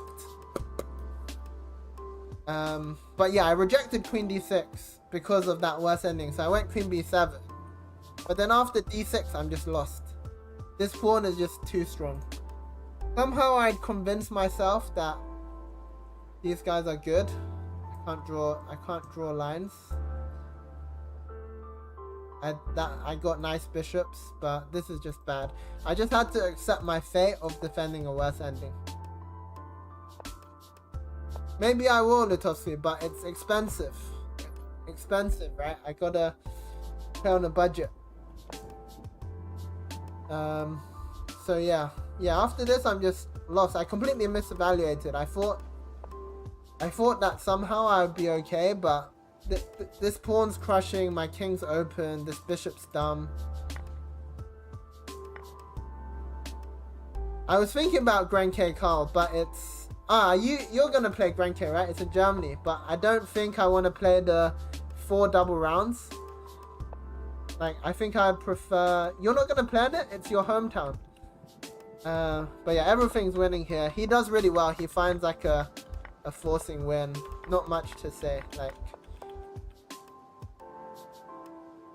yeah, got cooked. King's Indian. Pain. I mean, other than playing the King's Indian, I think my one big mistake was playing Queen B7 here, which I played quite quickly. You can see I spent 10 seconds. And the reason I played it quickly was because I just thought I had to hold on this pawn to have a chance of being better. Yeah, Rampel, four double rounds is too exhausting, right? But sometimes I've got to... my evaluation was completely off. I needed to know that here I need to accept being worse with Queen D6. Okay, onwards to round 7. Round 7 I think was also round 7 and 8 were both bad rounds for me. Both bad rounds. I played this this opening really well, like Juco piano, like take space with b4, and now he starts attacking me, but I find this plan of just bringing the bishop back round, and I just completely neutralize the attack, and now I've got more space. I'm quite comfortable here. He fixes me on the light squares.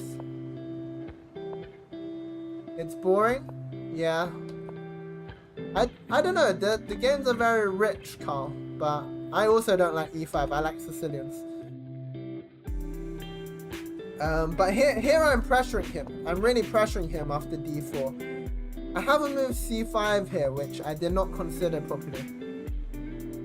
Pawn sacrifice. And then swing the rook in. Maybe I should have spent a bit more time. Oh, there's no timestamps on this game, which is a bit annoying. It'd be interesting to retrospectively see where I spent time. There's no like crushing attack here, right? So it's not obvious that this sack is any good. I'm still not sure I understand. Like, the computer starts playing slow moves as well. It just goes like this and this. I guess this takes away the square from the knight, which is actually useful. But the evaluation is coming back now. Yeah, I'm not convinced. Positional pawn sack to take away the square from the knight. Deep. Should have considered c5 a bit more. I mean, the way I played it was lower risk in that I don't need to be a pawn down. And I thought I was being really smart here and taking over, but apparently not. Like, I couldn't find the kill here. I could not find the kill here. Because if you give him time, he goes queen f8 and g6, kicks the knight back, and he just has this beautiful outpost. There's a risk that I might even be worse if he has time. Yeah, rook g3 makes sense, but just g6. He doesn't even need queen f8 now, yeah. g6 is an issue. Queen comes out to h4. He's taking over here, guys. You guys would lose this game. It looks nice, but there's no follow-up after g6, right? So the computer move is actually rook to f3, which is smart because the rook's not doing anything here. And after g6, now I can retreat to g3. And there's ideas of, yeah, there's ideas of f5, right? It's really tricky. This was the clutch position. Oh, the timestamp's here. I recognize it was clutch and I spent 15 minutes, but I couldn't find the best way to play with rook f3. I played queen d2, which I thought was smart, because now if he comes back, I can at least repeat, but I thought I have... Now if I play rook g3, now I've got knight takes h6, right? After this g6 line. But he finds the best way to play, which is just to give up this pawn. And he's fine here actually if he just continues giving up the pawn of queen f6. And just activates. He plays this move, which is an inaccuracy. Yeah, so queen d2 was inaccurate. I go queen c2, g6. And now he's kicked me back. But now I stay calm and I find this plan of just rerouting like this, which keeps control. But I'm not better. I shouldn't be better anymore. But I'd calculated this line with queen d4. He offered me a draw here, and I had a deep think to calculate this line, which I'd seen. He offered me the draw after queen f6 actually here, and I had a deep think, and I saw after knight c3, queen d4, I should be better because I have this way of playing. Knight d5 takes. It looks like things are collapsing because I lose 2 pawns, but then I go rook c3, and here he is losing the exchange because of this, right? Takes, check, take. And this should be a winnable ending. So he goes check and takes it this way. And this should be good for me. But I'm in time trouble. There's no increment. Get out of the pin. H4 is more accurate. Which I don't understand. You play F5 at some moment. You can't play knight E6? Oh right, rook takes. Huh. This H4, H5. Didn't even cross my mind. I thought I need to get out the pin. But H4, H5 is stronger. F5, G5. And this is all in a bit of a time scramble. And he's actually back in the game now if he plays this accurately. But it's very difficult to play this accurately. Takes. He needs to play this D5 move. And here I completely lost my nerve in time trouble. I should play, the move I should play is rook E7, right? I just keep control of this and my pieces are so active, I'm just completely winning. Yeah, I played Queen E7 and I offered him a draw here. Because I'm an absolute idiot. Because I thought he's got Knight E6 and he's gonna hit me with a perpetual. I mean, I'm an absolute idiot for two reasons. One is there's no perpetual. Because, I mean, there is perpetual after this, but I don't need to take this pawn. Because originally I thought like take and he checks on this perpetual, right? And if take here, this is perpetual. Because if I ever go rook d3, he goes h5. But I go, and it's not even a difficult move. I go rook d7, and I thought check and this is perpetual. But I got rook d3 here, and I'm just in time for queen takes d6. Just in time. And this is just completely winning. I just lost my nerve here. I shouldn't offer a draw, because even if it's perpetual, it's just a draw, right? He's the one fighting for a draw. But also it's not a draw, because I just play rook d7. So yeah. I'm an idiot. I need to ban myself from offering draws, I think. So yeah, pain. And round 8 is Carl's favorite game. This is Carl's absolute favorite game. This was a double round A. Sometimes there is Carl, but I think I'm gonna ban myself. And I do my H5 line. Oh, you saw it as well, L3000? You guys all saw me mess up. Well, Carl, the game that I drew a pawn down, the draw offer was a good strategy, right? That was a good strategy.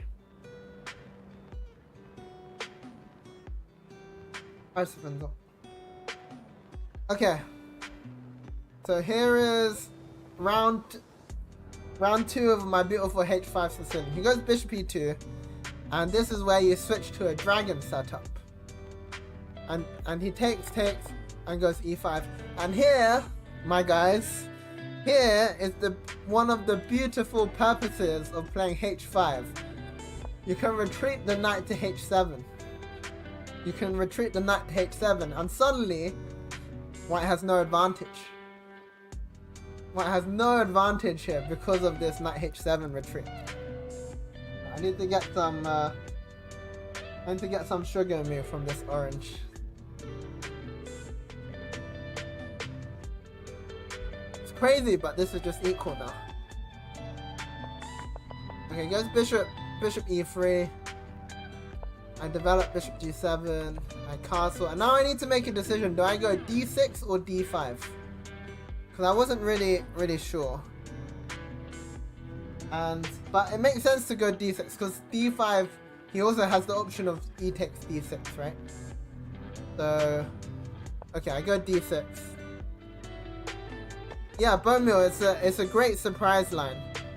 This h5 move, I guarantee your opponent will not know what to do. Unless he's watching the stream right now as well. Because the 2 games that I played it, I got great positions as black. And up on the clock as well.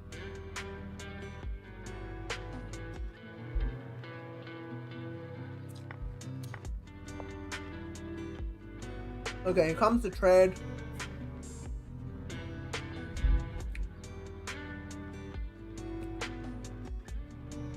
Apparently bishop f5 is just good here. I was worried like we trade too much and he makes a draw. But here's a nice position. Bishop's good. Good central control. I think my decision was fine practically. When you're playing lower rated, you don't want to simplify too much. Yeah, I'm not going to refute my own line for you, but L3000, you're right. Instead of E5, H3. H3 is good. There's multiple ways of playing against H5, which is good.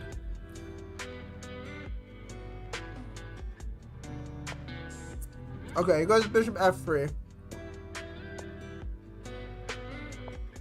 D5. I play all the natural moves here. I think I play it a little bit slow. Yeah, I spend some time deciding knight F6. D5, bishop F5.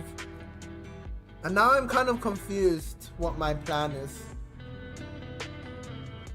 I went A5, which is fine, but... And queen D6. And here I'm minus 0.8, but during the game I was like, oh, this is like equal. Do you guys think this is good? Hikaru Magnus, my rating's not as high as yours, but you can see it's 24-27. Yeah, I should activate the rooks, but guys, if you didn't, without looking at the evaluation, what do you think is the evaluation here? Because my evaluation was completely off. So somehow I just felt like he's got this blockade. It's kind of solid. Like it's kind of equal. And I was like stressing out a little bit. Yeah, you think you'd know that black is better without the engine? Maybe you're just smarter than me. Maybe I'm too pessimistic. Bishop's solid, but I feel like if you give him time, he goes queen d2, c3. Yeah, maybe I stressed out too much because I can just play rook f8, knight e4 and be a little bit better. I still don't understand why I'm so much better.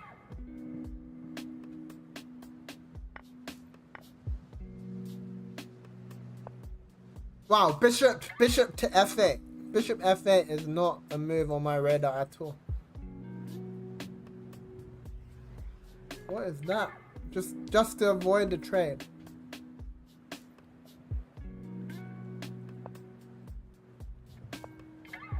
Just to push c5. What a move. h4, h3.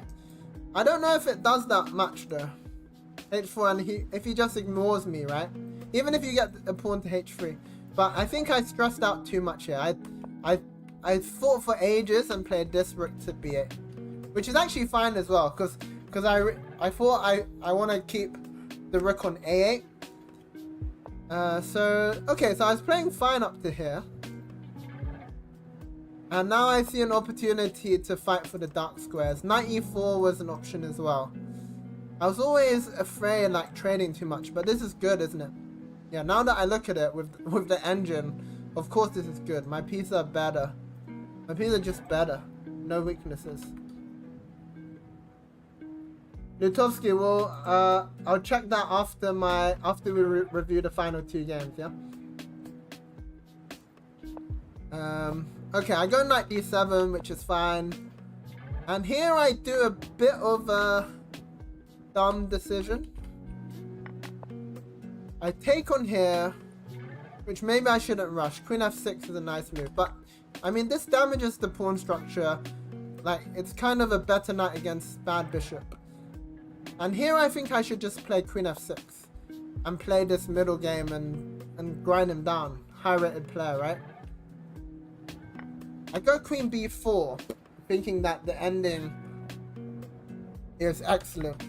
But I had a lapse in judgment, which is I completely missed this line.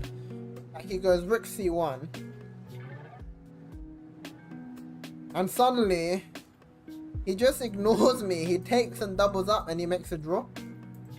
And I'm like, what have I done? what on earth have I done? And actually, I panicked a bit because here I played knight c5. I think I played knight c5 too fast. Somehow I was expecting this move in knight e6, which is just makes zero sense. And here knight e6, like I just thought fork, right? But this is just a draw now. Just a draw. Here I can still save it by playing knight f6 and grinding out descending. But I blundered with knight c5, and now it's just a draw. I had my hopes on he might blunder with this and let me go knight h4 check and damage his pawn structure. But he's not an idiot. He's a 2100. Not an idiot. He's as strong as Carl, right? Yeah, now it's just a dead draw rook ending. But somehow, I managed to create some chances. You're not even 2100? Oh, maybe 2100 is not so bad. But I create this outside A pawn. And it's still a dead draw. It's still a dead draw because he's got the rook behind the pawn.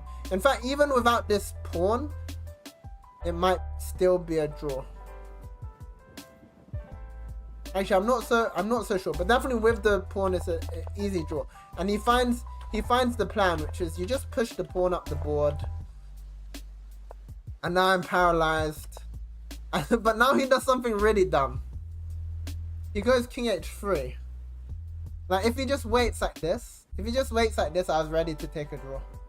Because my king can't leave and my rook can't leave. Right? My king and rook are paralyzed. There's nothing to do. Nothing to do. Without the E and H pawn. Are you sure? No, I don't think it is. Because I can run over here, right? Okay, he goes king h3, and now all of a sudden, king's got no squares. King's got no squares. And the only move to draw here is g4. A rook, okay, he can still make some other draws. But it's tricky, he has to play with g4. He goes here, and here I've got f5 and king takes d6. Yep, you're watching with the engine though, Kai. It's different with the engine. Right, I take this pawn, which is correct. And now I'm thinking this should be winning, right? And I'm thinking he's got check in here. Or check and takes. So let's go rook e6 so that after check I can block here. You watch without the engine? I don't believe you. Be honest. You watch without the engine? Anyway, I thought this was smart because after check rook e6, which is correct. But now after g4, it's a draw. Yeah, this is really deep. This is really deep, right? It's not, rook b2 is the only winning move here. And the point is after rook e3, g4 takes. This is a draw. But if you put the rook on b2, you go rook b3 check and take. The rook on the b file is clutch. If I go here and check and take, the rook is on the wrong square on the e file. This is tough stuff. Like I don't know if I can find it in 5 minutes. Do you guys see the difference? Yeah, there's some it's still not obvious to me. Yeah, here rook b6, crazy. It was trickier than it looks with the engine for sure, Lawrence, but I'm disappointed in myself for not winning it. Anyway, so we both blunder here. So rook b2 is clutch because of rook b6, which is very tricky. And then he goes here. And here I make the rookiest of rookie errors, which is I just push this pawn without even thinking much. And it's really dumb. Like whenever you have this pawn, you need to be very careful pushing it, because you don't have anywhere to hide. I need this hiding square. Here I go rook e3 and it's easy win now.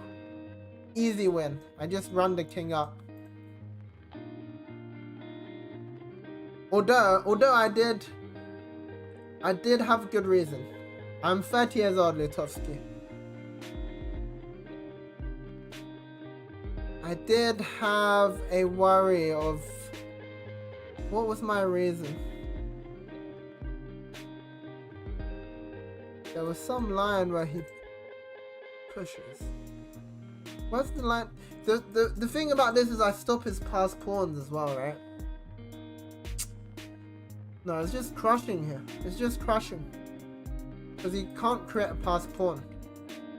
I just played this moves instantly. You can see the timestamp. I played this way too fast. And now it's a dead draw. Yeah, I thought I had... What I thought I had was this. This. Check.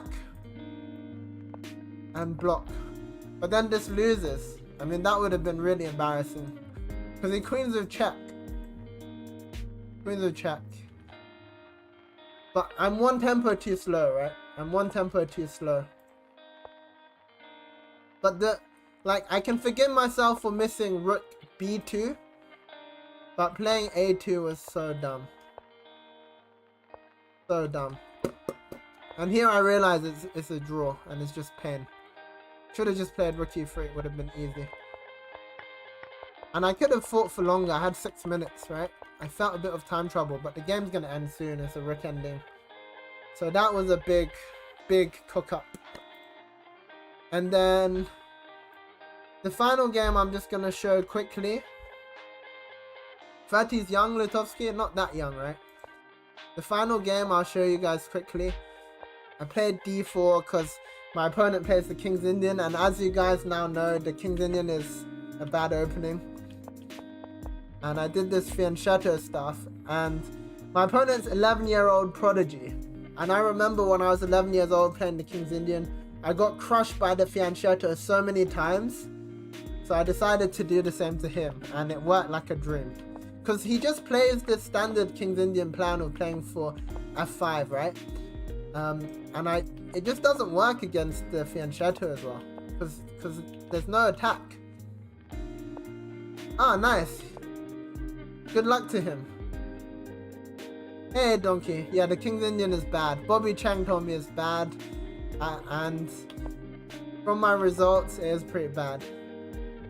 Yeah, Sarah, this is my last round game. But I played like an absolute beast. Like, he went a5 and I was thinking what to do. But there's a line in the bayonet attack where you just take and this bishop comes out and it's just really nice. And I just played like a bot here. This stuff is way too slow.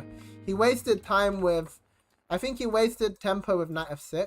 Like, he could have played it without this because he had to go back anyway. So he wasted 2 moves and he already had a bad position. So I knew I was completely crushing it. It's just easy play. Queen out. Hey, bring the rook round. Like, I'm just laughing at this, right? Yeah, it's just 22-60 play as well. Yeah, and here his entire queen side is like collapsing. And he's just tickling me here. He's not even tickling me yet, because this doesn't even do anything.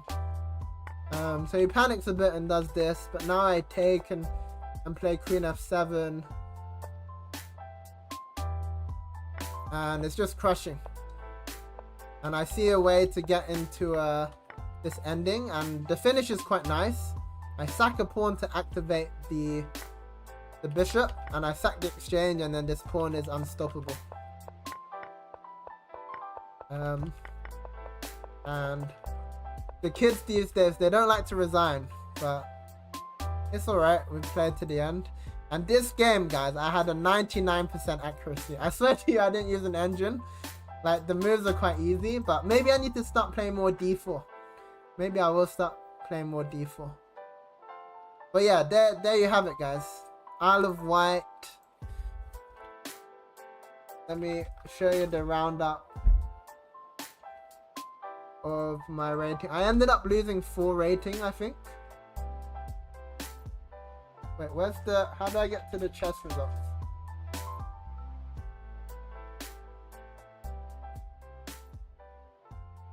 This is Blitz. Masters. Rankings after round 9. So I finished in 15th place, started as 14th seed, so pretty much bang on. Although this is all tied, right? Joint. Yeah. And then here's the breakdown. Win, win, win. And then it went really downhill. The draw with Gormali was fine. I missed the win against Kraken. I got spanked by Chateau Bashev. Missed the win against Fisher. Missed the game against Corey and played a nice game against Banerjee. But yeah, I should have had 3 wins in these draws. In these 3 draws. Not a great tournament, lost 3.7 rating. But we'll take it. Like, we're playing some good chess, but we're just panicking under time pressure a bit. So I'm gonna be playing a bit more Blitz as part of the training. Alright, peace out. Thanks, guys. Oh, Lutovsky. We need to check your study that you sent, right? Let's have a look. Is this your game? What is this? The French Tarrasch game. And you drew some beautiful arrows for us. Wait, is this position is +1 already? I didn't know that. I guess it's bishop after bishop e7. They need to take.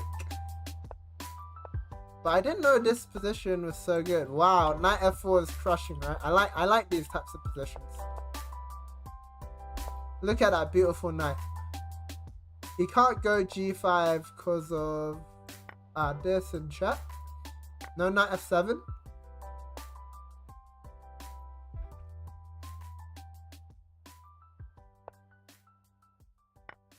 Wow. Wowzers. There's a knight. What is that line, Carl? Is that from the beginning? Carl, yeah. There's a guy on stream. My friend, Carl.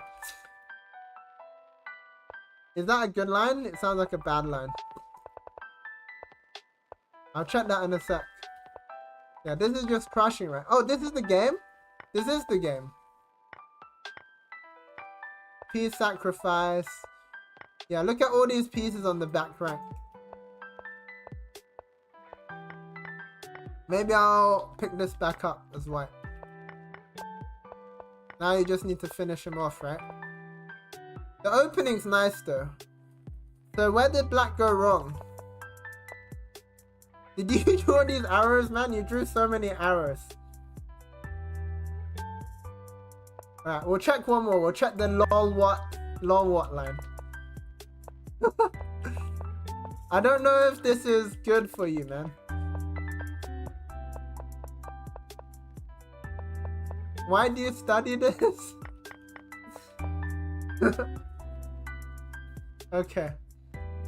Alright, let's thank you for sharing that with us.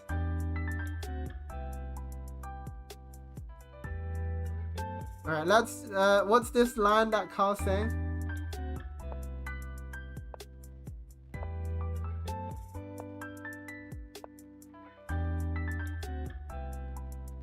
It's like a reverse Benoni. Wow, e5, and you're taking over already. What a move. G5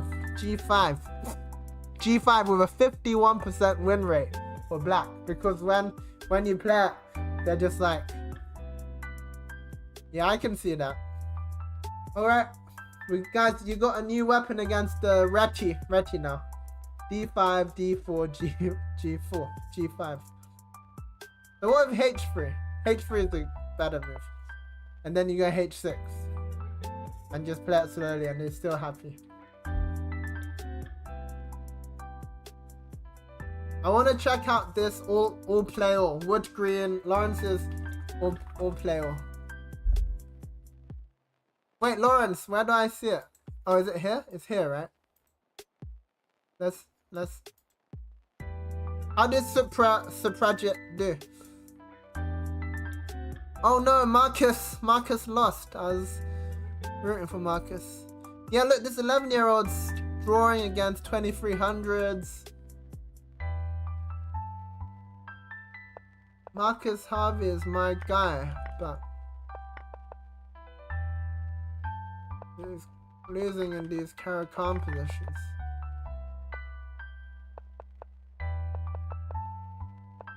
Oh wow, that went from like equal to really bad really quickly. He's got to find the plan here, which is very difficult to do. You've got to go A5. Yeah, I guess if you give him time, you just get crushed, right? You just get crushed on the dark squares, which is what happened.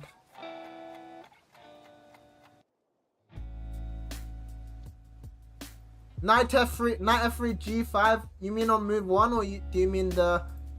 You mean that line, right? You mean the line that you just... Wait, Knight F3, G5 is a move? That can't be a move. That must be terrible. Let me check it with the onion in a sec. Wait, Jonah and Amit took a quick draw. Alright, fair enough. Happy Jonah. No hitch. We're black as well. No, I think it's terrible. It sounds terrible. Oh man, look, Banner J's cooking. And against Marcus as well, it's not good. He had an E5 move, which is crushes. Huh.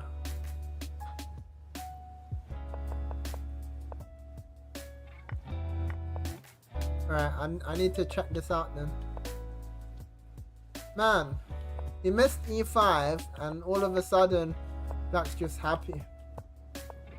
Yeah, this knight's in the wrong place.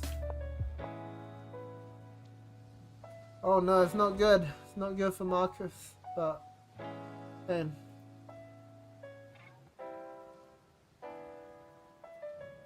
Alright, let's have a look. Knight F3, G5. This is just bull, man. +2, don't play it. Don't even bother looking into it. It's a waste of time. Alright guys, I gotta go, but thanks for tuning in. Hi Faraz from Ramadan. Enjoy Ramadan. Thanks for tuning in, guys. I'll see you guys later. Do some more puzzles and Blitz tomorrow. Take care, bye-bye. Bye-bye. Tomorrow. See ya, Ron Pal.